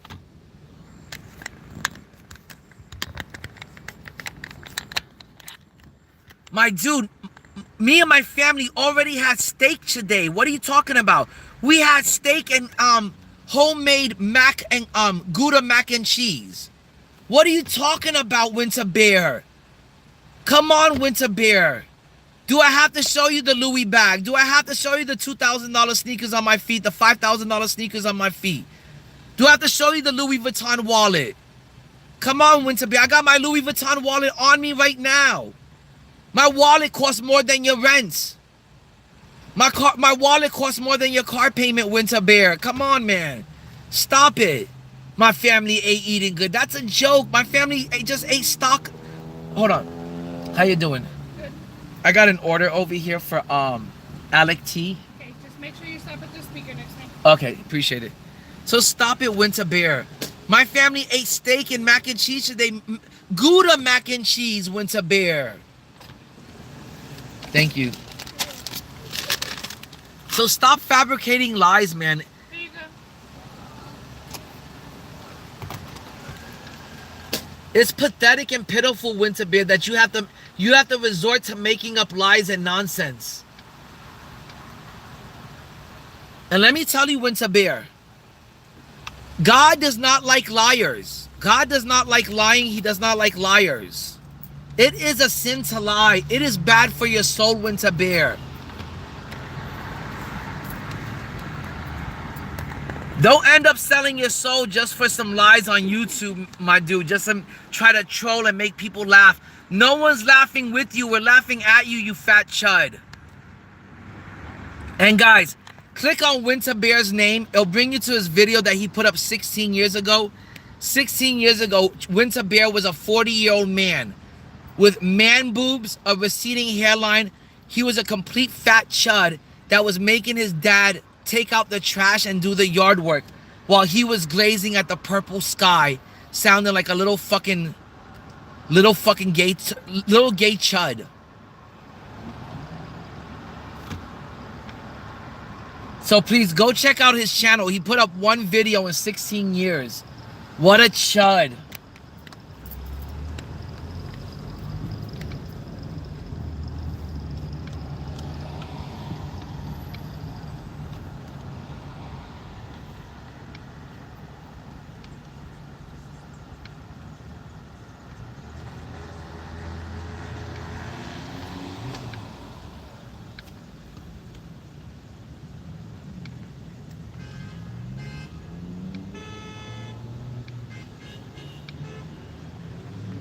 Hold on, guys. I gotta do something real quick.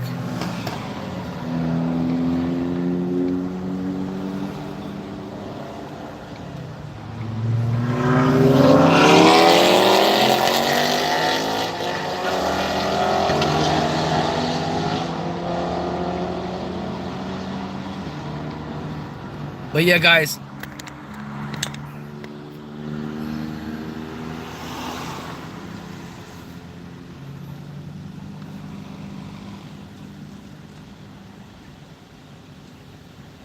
Oh, FOMO, he talks so much shit. I don't even fucking...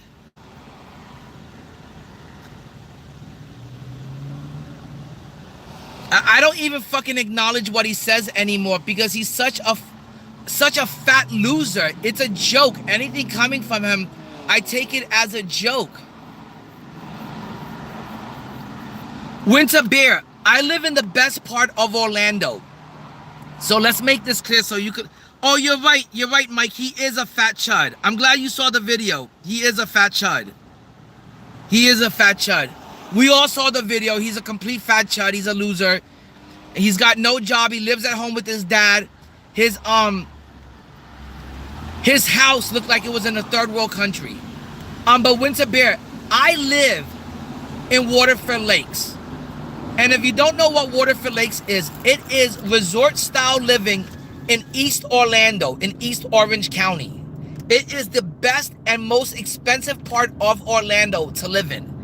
The only other place more expensive would be if I was to buy a house in the Lake Nona area. But that's not Orlando. It's Central Florida, but it's not Orlando.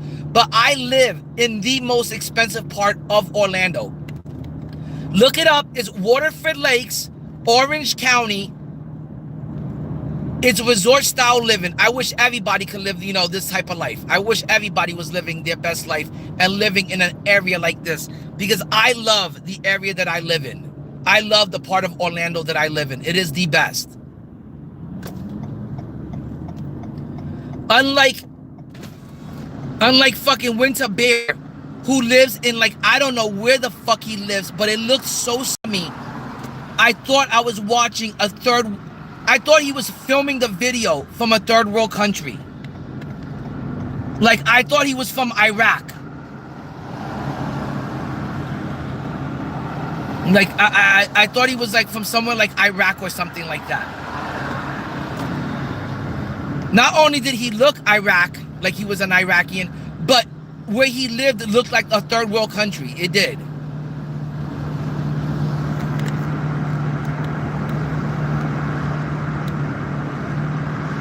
Oh, Winter Bear. How about this, Winter Bear? How about this? We can go band for band. We can go band for band. I'll make a video on my 5-bedroom house in Orlando, the area that's it's in, and the half an acre worth of land around it. And you make a video showing your house. And I bet you your house looks like trash. I bet your house isn't even your house. It's your dad's house. You fucking bum. You bum-ass loser. But Winter Bear, add me on PlayStation Network. You're the laughing stock of the My Team community. You're a joke. You're the class clown. You're a clown and you're a fool. Add me onto PlayStation Network, INDIE2K _ so I can whip your ass the way I whipped your boyfriend's ass, Heat Vike.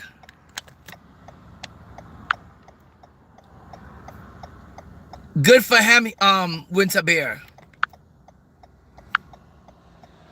Bye-bye, Winter Bear. Guys, I love that Winter Bear is such a fanboy and he comes in here and he tries to troll and he still tries to stick up for his boyfriend, HV. And it's hysterical. It's hilarious. He's another person that's like an offline gamer or an auction. I think he called himself an auctioneer. Auction house grinder is the correct term for his kind. And he's a fat chud that plays maybe domination at the very most. Like I said, if you click on his name, you can view a video of his from 16 years ago. He looks like he's filming the video from a third world country. He's in his 40s. He's a fat chud with man boobs and a receding hairline 16 years ago. And he's making his dad take out the trash and do the yard work while he was sitting there glazing at the purple sky. I would be so embarrassed if that's what my son turned out to be. I'd be like, oh my God, look at my fucking son, the fucking fool, the clown. And much less, you know, this really, you know, little bit, and actually it's not a little bit, a lot gay sounding. You could tell that his father knew that his son was gay over there glazing at the sky, wondering why it was purple, while his dad did all the manly work around the house. You could tell that his dad was upset and knew what his son was, and he didn't look proud of it. He didn't seem too prideful of it. But I love Winter Bear. He's a big old teddy bear. I love him coming into my chat being a fanboy, trying to stick up for his boyfriend. I love it that he gives me a view, he gives me a like, he gets the chat going, and he comes in here and he tries to defend his boyfriend, HV. And I love it. I love it. And he gets all mad and he gets all sad about things and he gets really upset and he starts to try to attack me, not knowing that nothing a clown says, nothing a fool like Winter Bear says is gonna affect me in any way. It's just not possible. He's such a loser. He's beneath me. He is such a loser. And trust me, right now, Winter Bear is coming back into the chat under his burner account, and he'll be in the chat lurking because he's on my dick, just like the way he's on HV's dick, because he's a little fucking homo. FOMO, as soon as I get home, we'll play. Oh no, he's not just Corby. He's not just a Heat Vike fanboy. That's one of his personal boyfriends. That is one of his Heat Vike's got 3 of them. Winter Bear, Jason Ref Snyder, and Heat Vike King Slayer. Those are his 3 boyfriends. That's his little fan club. It's very cute, it's very adorable. They have a very open relationship. They don't mind that it's a 3-way relationship. They don't mind. They're very open about their relationship. So I'm glad that Winter Bear comes in here like a knight in shining armor and tries to defend his lover, Heat Vike. I'm so impressed by the loyalty. It's very loyal. But yeah, guys, I'm really excited about 2K27. Like I said, there's the good, the bad, and the ugly about the game. There's things that I like. There's things that I love, like them getting rid of the escrow. I do like it that there's been a lot of changes made to the game as far as quality of life goes. And then there's some things that I don't like at all. Like, the events are back. The events just mean more money. But I do like that there's added things to the exchange events. Like, you could exchange cards that you don't like. Cards that you pull that maybe won't sell for much MT. You can use them towards getting premier players that you like from the exchange event. I do like that aspect. I do like the fact that they made the shooting, from what I hear, I'm hoping a tad bit tougher. Or they made the defense. They improved the contest and the defense, which is gonna lead to hopefully bringing down some of these people's shooting percentage. You know, there's people out there that are shooting 90% consistently in King of the Court and Showdown, and maybe we do have to bring that shooting percentage down a little bit. But I also hear that leaners were OP and shooting was 2E. So there's a lot being said about the game. A lot of good, a lot of bad. A lot of people, some people saying they like the game. A lot of people saying they don't like the changes made in the game. So we're going to have to see when the game actually comes out. And that's in like less than 7 days. So, do I say that I'm excited about every single change? I want to say until about season 5, I'm probably going to play my team on a part-time basis, and I'll most likely be playing 2K26 and 2K27 at the same time, both of them on some sort of part-time level. And when 2K27 gets really good, when it drops the 100s, when it drops the invincibles, when it drops the goats, when the game really appeals to me in endgame, that's when I'll get back on it full-time. By that time, I'm going to have a bunch of MT saved and stacked up the way I do every year. Every year, I finish at least with 15 million MT.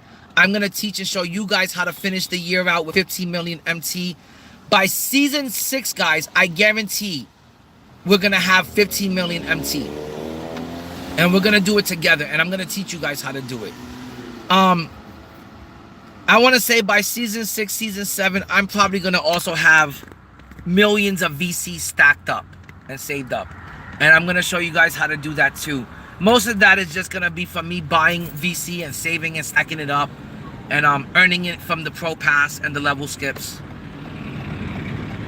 We're gonna do a lot of the game next year, either no money spent or pro pass spent. If the pro pass is looking good that season, I'll buy it. If it doesn't look good, I'll grind for it. If they give us a pro pass that's a Galaxy Opal Anthony Edwards, believe me, I'm not gonna buy that garbage. I'm gonna just grind for it. If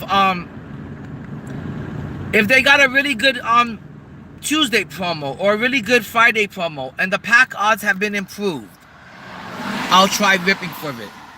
But if those kind of improvements aren't made, like they didn't improve any pack odds whatsoever, I'm just gonna continue playing the game pretty much like I said, no money spent, pro pass spent, until endgame comes along, and then that's when I always feel like endgame to me is the funnest part of the year, the fun part of the cycle, and to me, that's the part of the year that's worth spending on, because they give you the most guaranteed stuff for endgame. They give you guaranteed 100s, they give you guaranteed invincibles, they give you guaranteed goats, and that's to me when it's worth it to spend on the game. When you know that level 40 is gonna be an invincible or a 100 or a goat, you know that the option box is gonna be an invincible option box or a goat option box or a $20 100 pack or a $20 invincible pack. When that time of the year comes around, comes season 5, season 6, because this year, guys, they pretty much jumped into endgame around season 6. We had invincible cards, we had invincible $20 packs, you know, stuff like that. So I did like the pacing of the game this year, how we started endgame earlier and we had more time with the endgame content, we had more time with the endgame cards, and we got to try out as many endgame cards as we wanted because we had ample time to do that, instead of just endgame being the final 2 seasons and one of the seasons not having content. This year it was like we had 3 full seasons of endgame. because it started in season like 6. It was pretty much endgame. They had invincible cards everywhere, and they were giving out a ton of free invincible cards this year in season 6. We had GOAT cards in season 7. So endgame pretty much started season 7.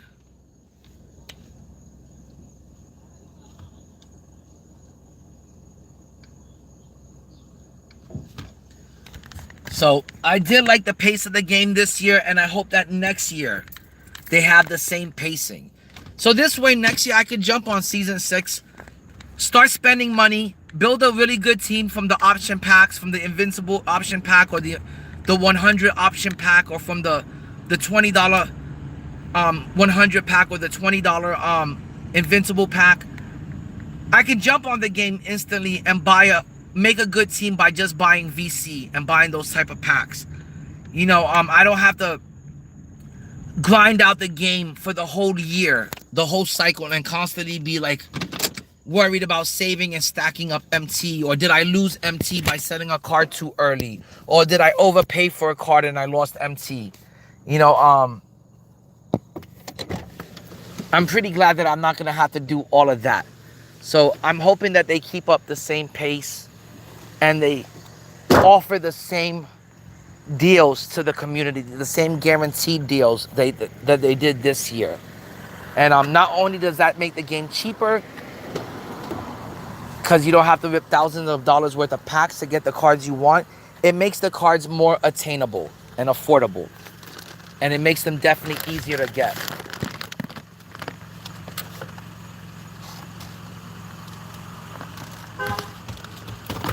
Oh, fuck. Hold on, guys.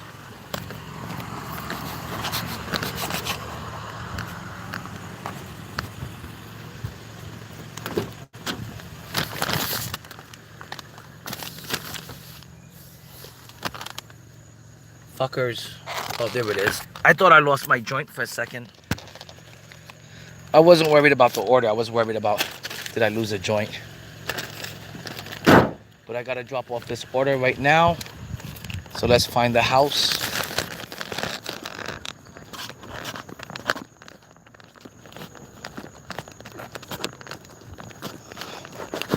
Oh, and I already found the house.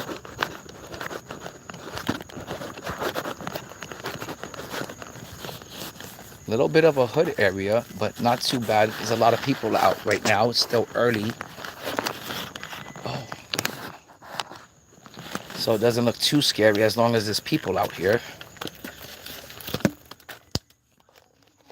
Let's drop off the order and let's be out, and let's head out to the next order.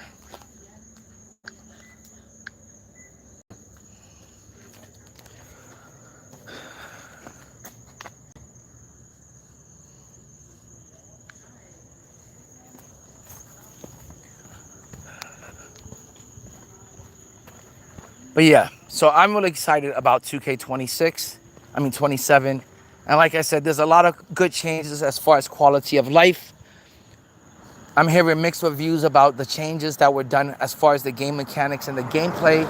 We'll have to see about that. And I hope they improve things like pack odds.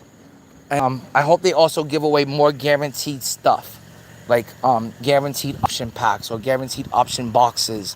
And let's do something like that so next year people could easily attain the cards they want to play with. People can easily attain their favorite players.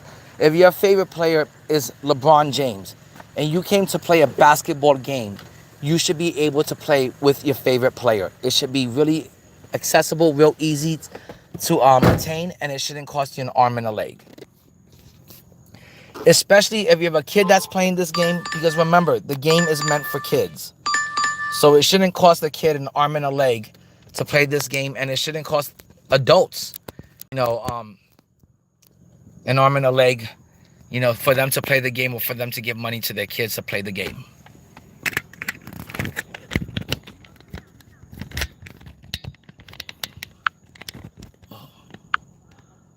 I want to say I'm picking up this last order. It's 10:19. I normally stay on the road until like midnight. But I want to say it's 10:19. I'm probably going to pick up this last order and then be done, FOMO.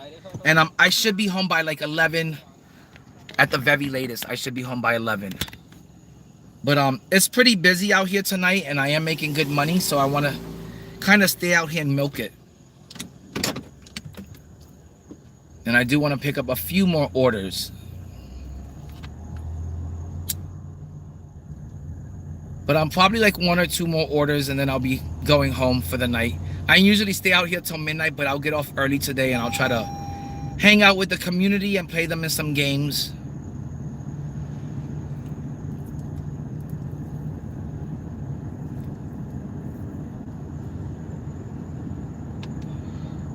Oh, FOMO. I don't know if I'll be home by 10:30. It's already 10:20. But I'll try, little man. I'll try. I try not to let people down because make everyone in my community as happy as me. Like I said, guys, the channel is only this big because of you guys, the guys in, the guys in the community, the guys in my chat. I want to call you guys my 2K family, my homies, and so anything I could do to like make you guys happy with the channel, just happy in general, I'm gonna try to do that.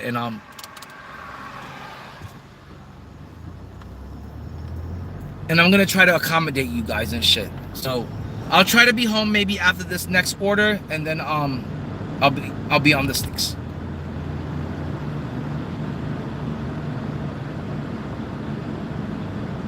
Oh, you know me, FOMO.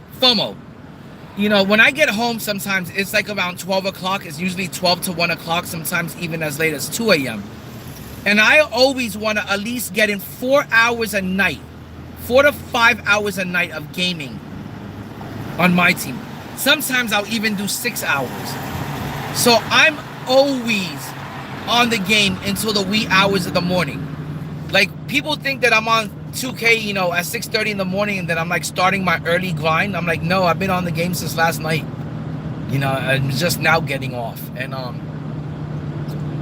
but when you work nights, that's the kind of schedule you end up having. And it's the schedule that I'm on. But I'll definitely be on the game all night until the morning. But you know how much I appreciate you, FOMO, and definitely when I have a chance, we're gonna run a game together for sure. Either we could play some Showdown or we could play some Park together.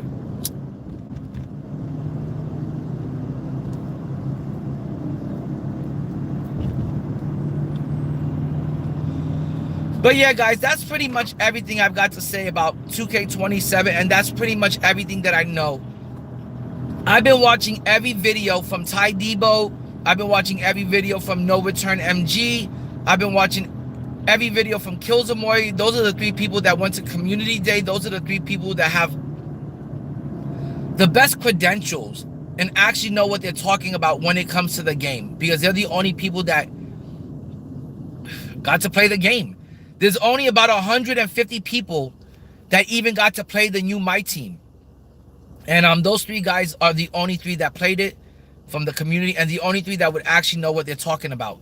So I suggest, if you want every single breakdown, go watch all the No Return MG videos, go watch all the Killsamori, and go watch all the Ty Debo videos. They really break down everything, but I think I pretty much touched on everything they mentioned, everything they said. I pretty much touched on it within the last 2 days. But I know there's some people that aren't completely happy with the game. Like JC isn't too happy, and I love that about JC. When he's not happy about something, he's gonna let you know how he feels. He's gonna let you know his opinions and thoughts on the game. And I feel like in this community, no one should be throwing somebody underneath the bus just because, the Witness was trying to, throw DBG and JC2K and Ty Debo. He was trying to throw them under the bus because they had opinions and thoughts on the game. And you should be able to feel however you want to feel about the game. It shouldn't be dictated by 1 or 2 people in the community that want you to feel and act a certain way and act the way they act about the game and act the way they feel about the game. If you want to be a fucking 2K shield and you want to glaze the devs at the 2K office and you want to glaze Mike Wang and you want to glaze Ronnie2K so you can try to get invited to community day, and you want to sit out there and pretend to be positive and pretend that everything's 100% good about the game, then that's on you. But I don't want to treat people in the 2K My Team community like they're a bunch of fucking idiots. Like they don't know what's going on, or they don't know what they're talking about, or they can't see the same things that I see when it comes to the game.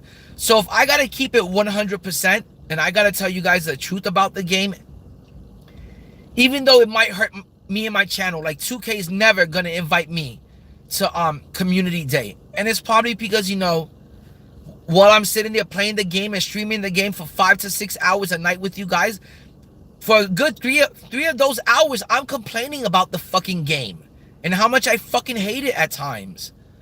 So, and maybe the more of us do that kind of complaining, maybe the more they're gonna listen, because it looks like with 2K27, they did listen to the community about the things they hated about the game, like the escrow, you know, and all of that shit, you know, like all the zenning that's being done in the game. Mike Wang says that they got the Zenners taken care of on day one. If Mike Wang is going to make such a bold statement and say that we're already on top of the Zenners on day one, and Zenners will be caught on day one and banned from the game on day one, then I better not see any Zenners on day one, and I better not feel like the Zenners on day one if he's going to make such a big, bold statement. So I hope that I hope nothing but the best for 2K27. And if it is nothing but the best, I'm sure people like me, people like JC2K, people like DBG, people like Ty Debo are going to absolutely love it. And they're not going to have anything negative to say about the game or nothing to complain about the game if there's no other choice but to be positive about the game, because the game is so good. You know, the game, that's all we want for the game, is for the game to be perfect. Why? Because we actually play the game.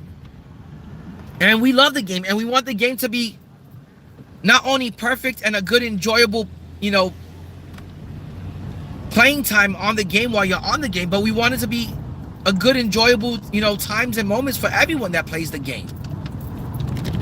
So, they're not over there complaining for no fucking reason just to make content, you know, on and My Team videos and My Team content, like, you know, like Witness does. He's over there making a video against DBG and JC and Ty because the game isn't providing any content right now. He's ran out of content to make about the game, so he's going to talk about the people that actually play the game and the people that care about the game and the people that want to see nothing but the best for the game. Fuck, Ty Debo works for 2K. He obviously wants the best for the game. He wants nothing but for the game to succeed and do well. You know, so, and I'm not sure if Ty is like 100% working for 2K or if he's like a 2K affiliate. But for sure, I know that he wants nothing but the best for the game. So not only can he enjoy the game, but the rest of the community that plays and loves the game can also enjoy it and have a good time on it and have good moments and build good memories and good moments with the game. Because I spend 4 to 6 hours a day playing the game, 4 to 6 hours a night playing the game. It's what I do as soon as I get home. Why wouldn't I want to see the game be good? I'm playing it every night. It's my daily driver. I love the game. It's my goal every night is to play the game and get stuff completed in the game. So you know, I wish nothing for the best for the game. JC wishes nothing but the best for the game. But if something isn't good with the game and something's wrong with the game, you shouldn't be afraid to speak out about the game because you think that 2K is going to ban you. Or you think 2K is going to nerf your account and you're not going to pull anything good.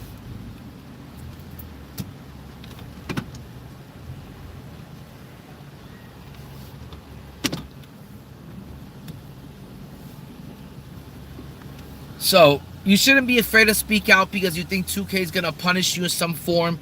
Or you're going to have to deal with somebody like Heat Vike and The Witness, you know, attacking your platform, attacking your channel because you feel a certain way about the game, because you have certain thoughts and opinions on the game. You know, and I hope that next year for 2K27, that, you know, I heard other people like No Return MG say that, you know, the community is practically dead, and the community is so full of like just toxic people. That's all that's left. And he says he wants to do things to like improve the community and bring the community together, and he wants to collaborate with other content creators. That sounds so much better than aggressively attacking everyone in the My Team community space, like what Heat Vike and Witness are doing. That sounds so much better than, hey, I'm gonna just attack everyone and throw dirt on their name and try to, you know, depict them in a bad light and talk about them negatively and be toxic towards them. Because that's all that it is. That when you make a video like the way the Witness did, all that is like that toxic TMZ trash like content.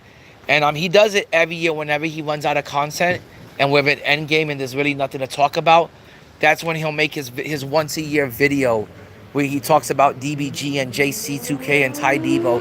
He talks about them when they're like really not paying attention to the scene and it's endgame, so they're not like really making videos and pumping videos out that much because it's endgame and everyone's taking a little break before the new game comes out, and they got to drop content on all the new game. He does that because he knows if he did it throughout the regular year, you know, in the middle of the cycle of this game, those guys would tear him a new asshole. Just the way those guys tore Heat Vike a new asshole when he was trying to attack them.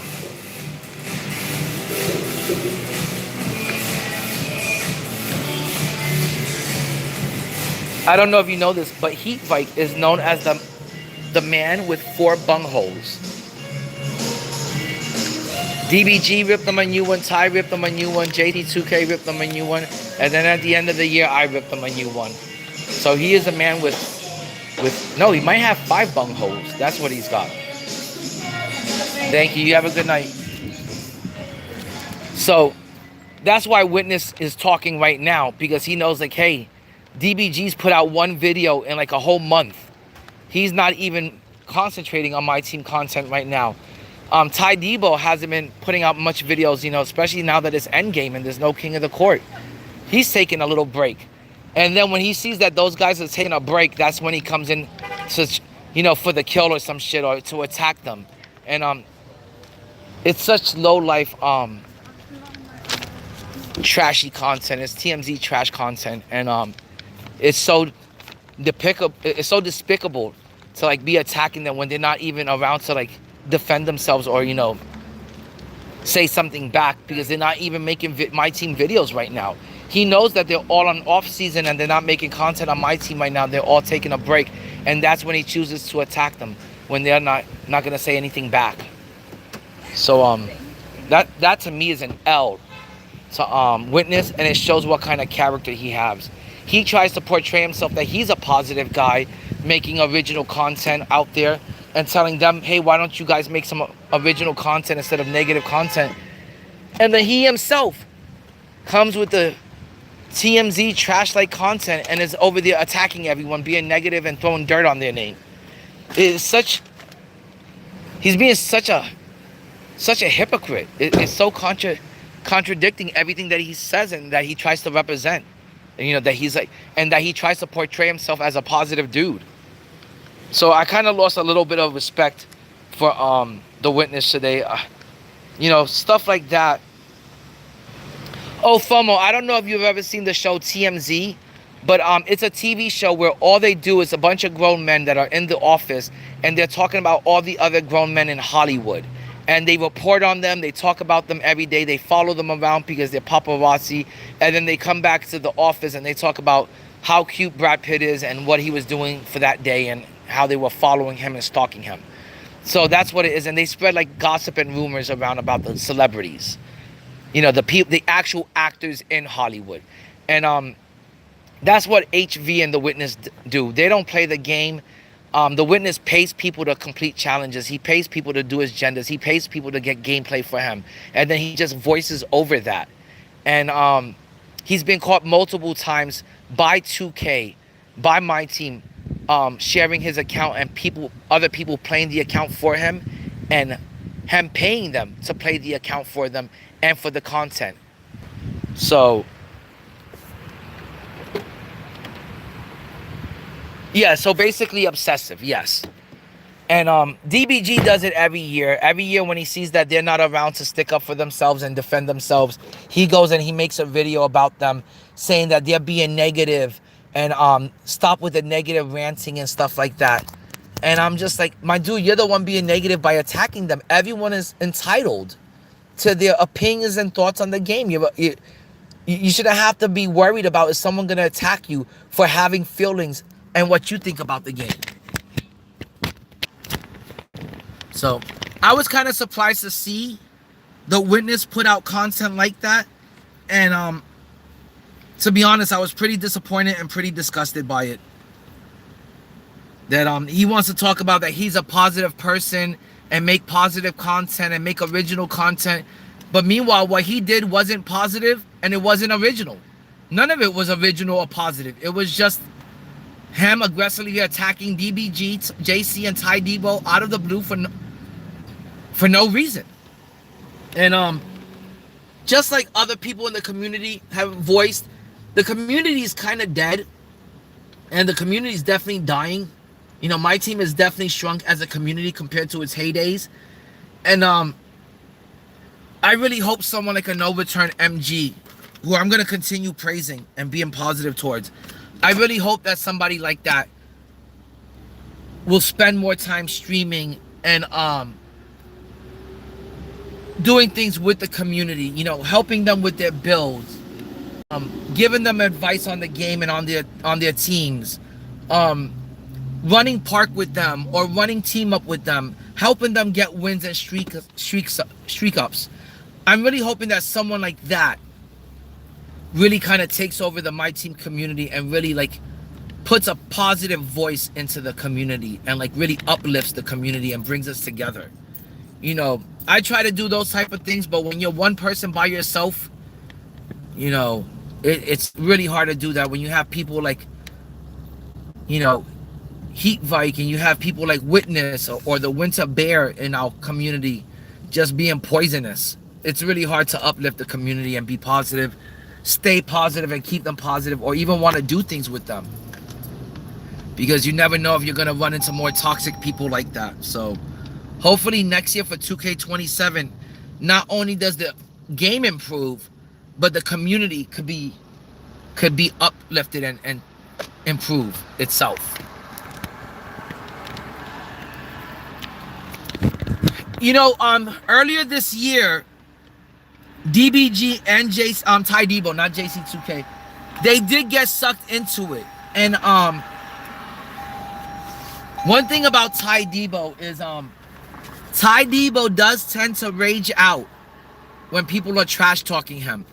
And I can tell that it bothers him when people trash talk him and he lets it slide. But at the same time, he also knows that 98% of the people that trash talk him are jealous because he's the GOAT of the My Team community. He's the best player that this game has ever seen.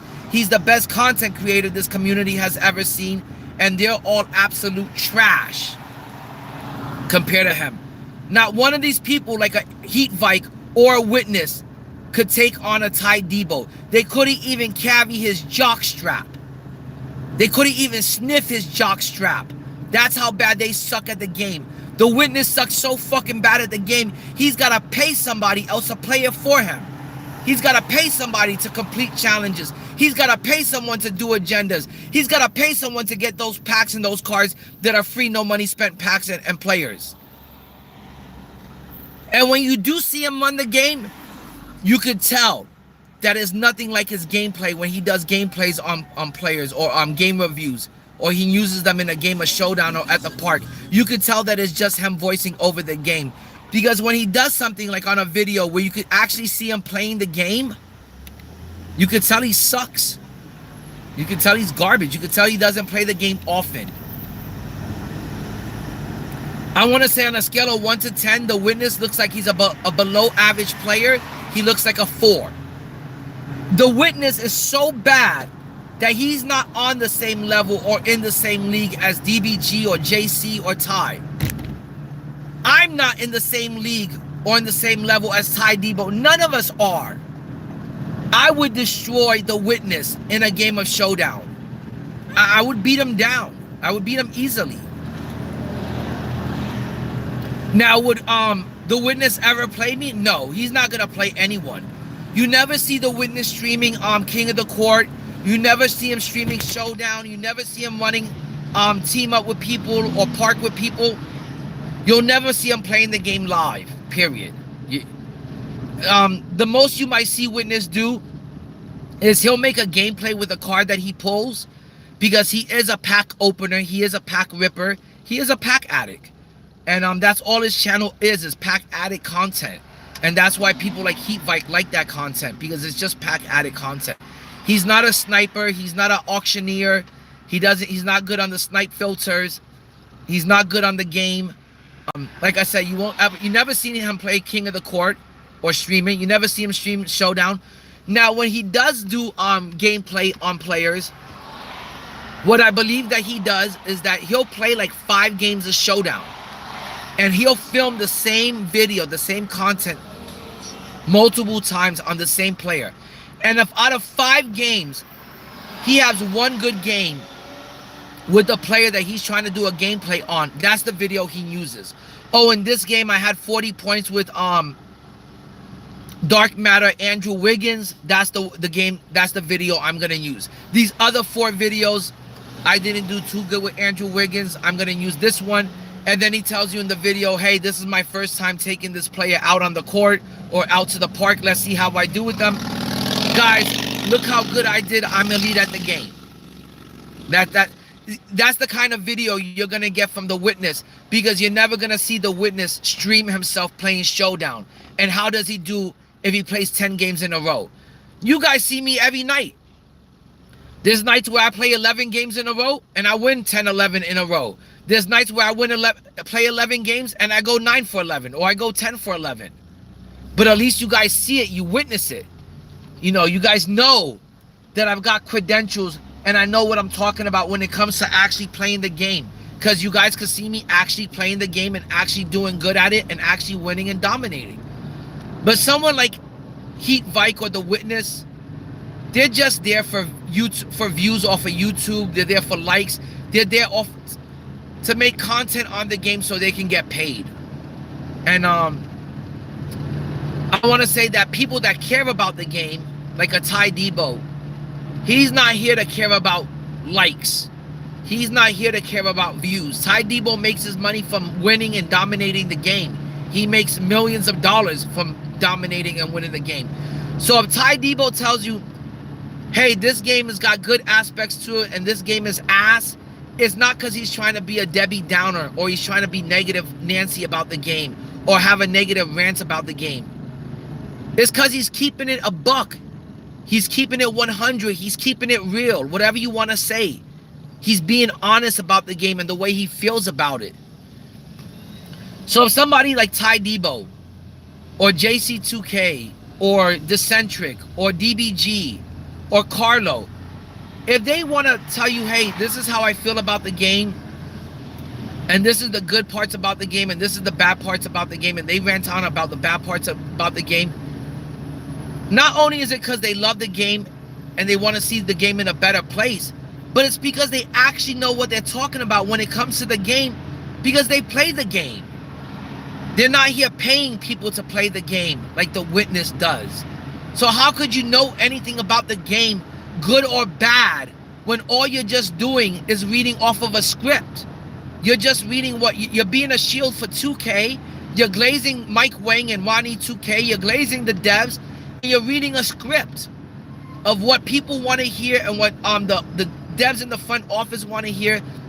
And you're portraying this pessimistic, positive attitude because you're trying to get invited to community day. So you're going to glaze the company. You're going to glaze the game. But are you going to keep it real? Like the way Ty Debo keeps it real? Are you going to be honest about the game and actually voice the things you like and the things you don't like about the game? No, because your payday depends on you glazing that company.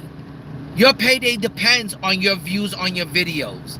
When your payday doesn't depend on the views on the video, when you're only doing this for a hobby, or you're doing this just word out like Ty Debo does and content out like Ty Debo does, and the payday is you making money by winning at the game, you could be honest about the game. You have the financial freedom to be honest about in your content about the truth about the game.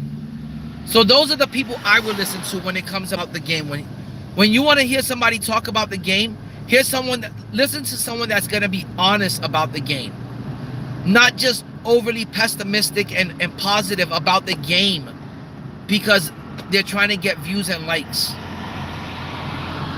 and they're not trying to scare people away from their channel, or they're not trying to, upset the 2K devs. They're worried about upsetting Mike Wang and INDIE2K, and they want to get invited to community day. Those people are some of the most fake and phoniest fugazi people ever.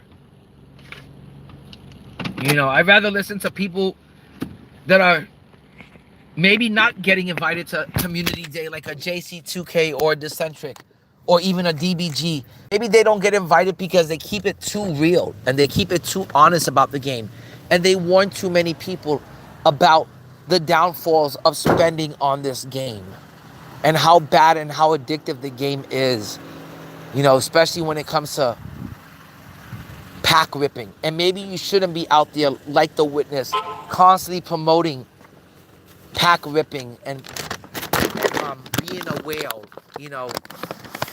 and being a pack addict. I always feel like that kind of content is content that's very influential on young, impressionable minds. And then those young kids are going and bother their parents for, hey, can I get money so I can go buy VC? Or, hey, I ran out of my VC and I'm hooked on ripping packs, and I want to rip packs and I'm upset that I can't rip packs, or I need money to rip packs. Or if I don't get the money to rip packs, I'm going to be depressed and sad about it, mom and dad. And next thing you know, you're giving your kid money just so they could be happy about playing this video game. Well, they shouldn't have to feel that way, because the game shouldn't cost them that much money, and they should play the game free, no money spent, because they're kids and it's a game meant for kids. So you shouldn't be over there promoting pack openings. And I want to say maybe at least 60% of this community is kids that are playing this game that don't have the money to be a whale. They can barely afford to watch his whale watching videos. And they don't have the money to spend like that on the game and rip packs and spend $100 every week or $200 every week to rip promos on Tuesday and Friday. So I think content like that has gotten outdated. And I think content like that is just makes the game worse. And it shows 2K that we're okay with spending so much to make the game fun. We're okay on spending so much to make the game fun, and we find it acceptable. Where like other communities, like the FIFA community and the Madden community, when they see that their game is being overran by microtransactions, they band together. They show Madden that, hey, we're not going to accept this. This is not acceptable in our community. This is not normal. We don't want to turn into my team. Get this out of the game, or we're not playing the game. And they go on strike. They don't spend on the game, nothing. And they wait until fucking Madden gets rid of the problem.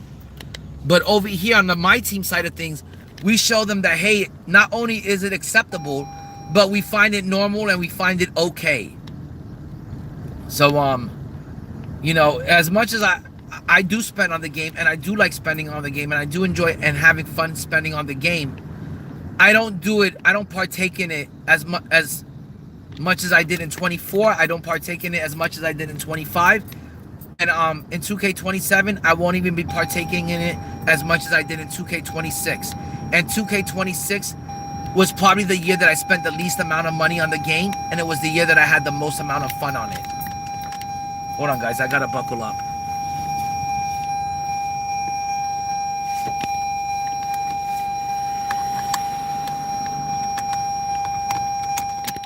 So I'm getting to experience that myself, that I was able to have fun in 2K26 and not spend as much as I did in previous years. I didn't even spend half as much as I did in previous years.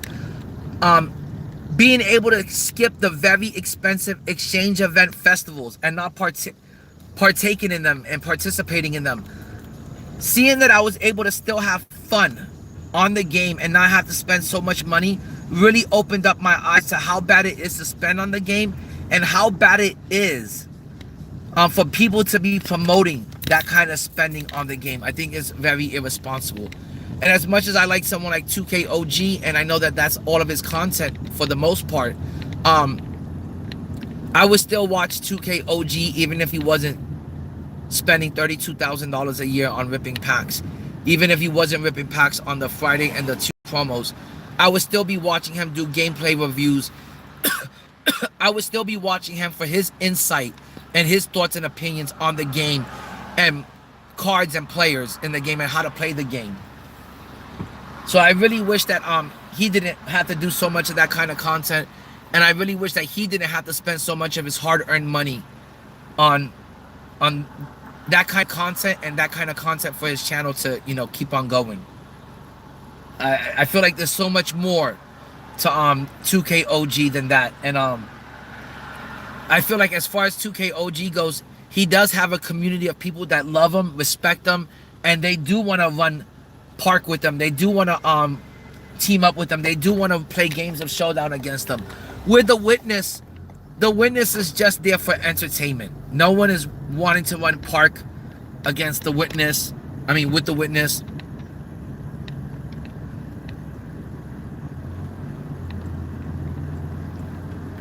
Hold on, guys.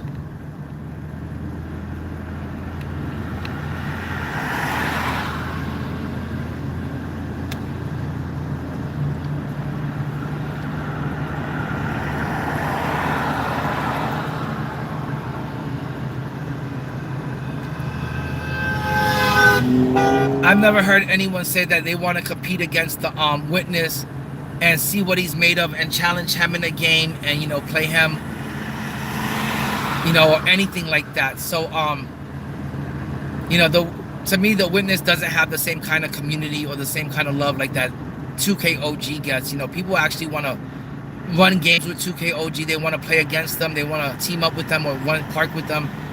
No one is over there wanting to challenge, you know, or compete, you know, play against the Witness because they think he's going to be a good challenge because he's a comp player and they want to compete against him. I don't see anyone wanting to team up with the Witness because they think he's going to help them get a park streak at the park and win games.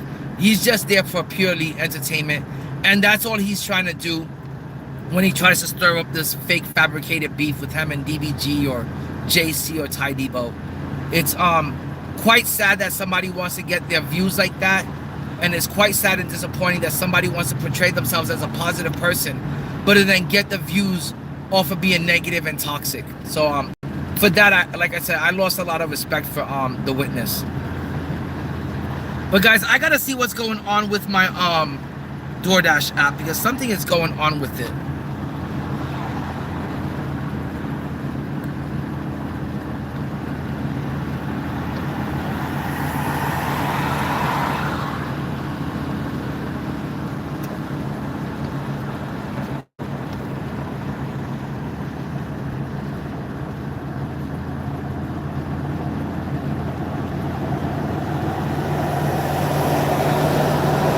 Hold on, guys. I gotta do something on my DoorDash app real quick.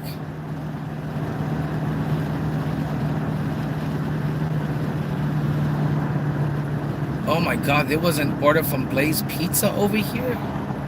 Okay, I gotta obviously go back to I gotta go pick up this order. I thought I was done for the night, but it seems like another order popped up without me noticing. So I gotta pull over and I gotta like decide what to do with this.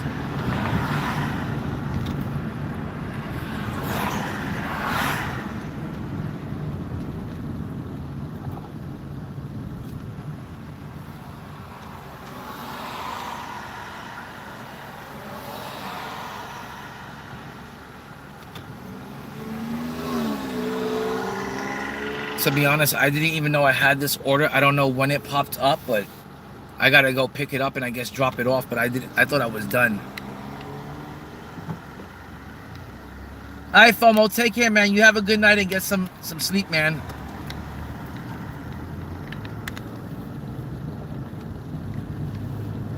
I really don't know when this order popped up, and I'm trying to fucking get rid of it.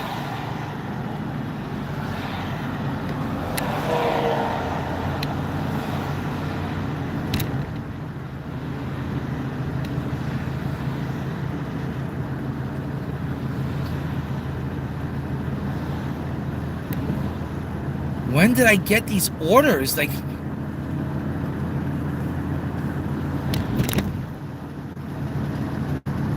what the fuck is going on here that I've got like 2 orders that popped up on my screen that I know nothing of?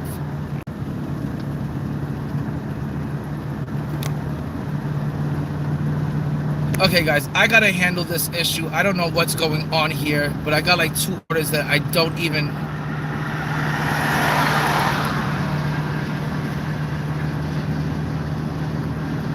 Hold on, I gotta definitely pull over and take care of these 2 orders.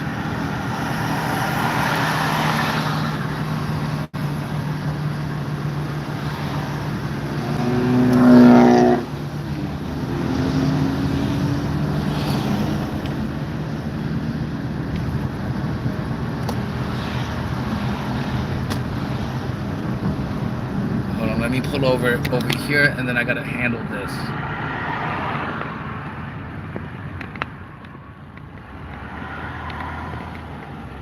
Let me see what's going on with this app real quick, guys, because I don't know what's going on.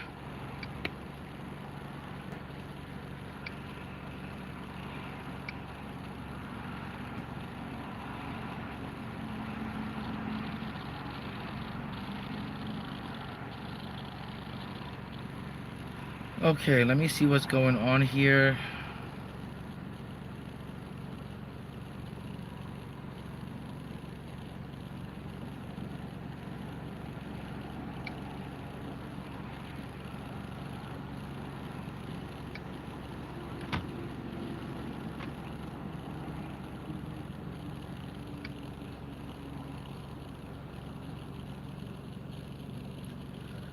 Okay, I obviously have to get a hold of customer service or something because I didn't pick up any of these orders, and it shows that I picked up 2 orders.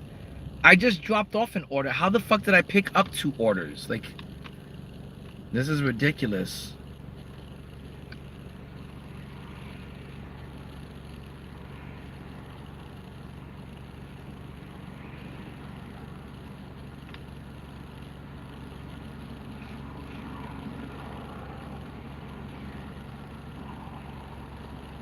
Hold on, guys. I got something that I gotta take care of. Give me 1 second.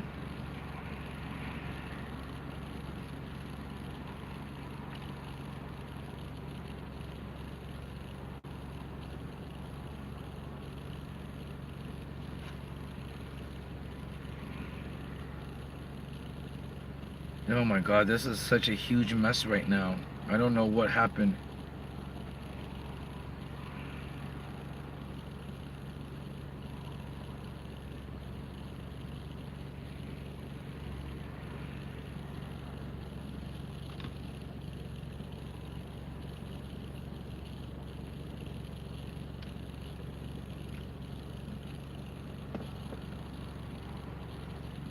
Hold on, guys.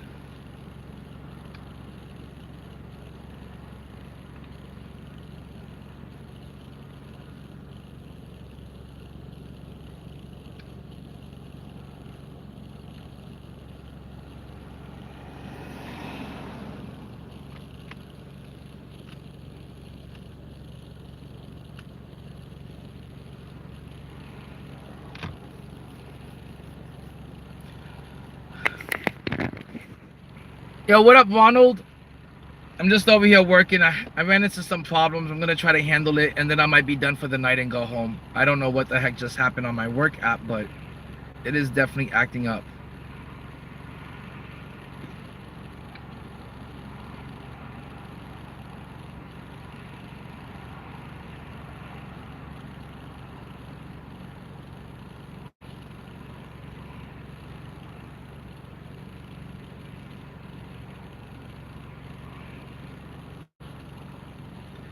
That's one bad thing about DoorDash. It has like 0 customer service. It's got really bad customer service.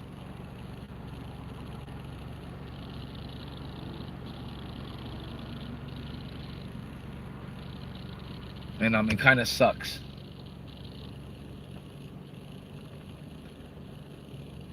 And I'm just trying to deal with this real quick so I can go home. I was gonna go home right after that last order, and then when I finished and I completed that last order, it said there was 2 more orders, and I'm like, that I already like picked up, it said. I'm like, how is that possible? So I gotta try to contact one of these agents.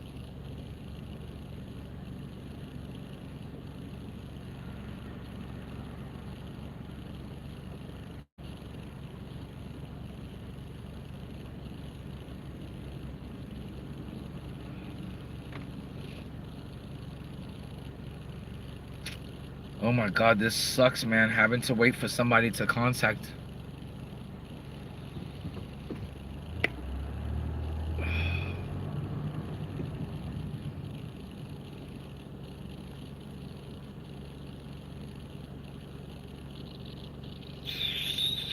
Guys, I'm gonna end the stream here. I want to say that I'll see you guys later when I'm on the game, because after this I'm just most likely gonna go home.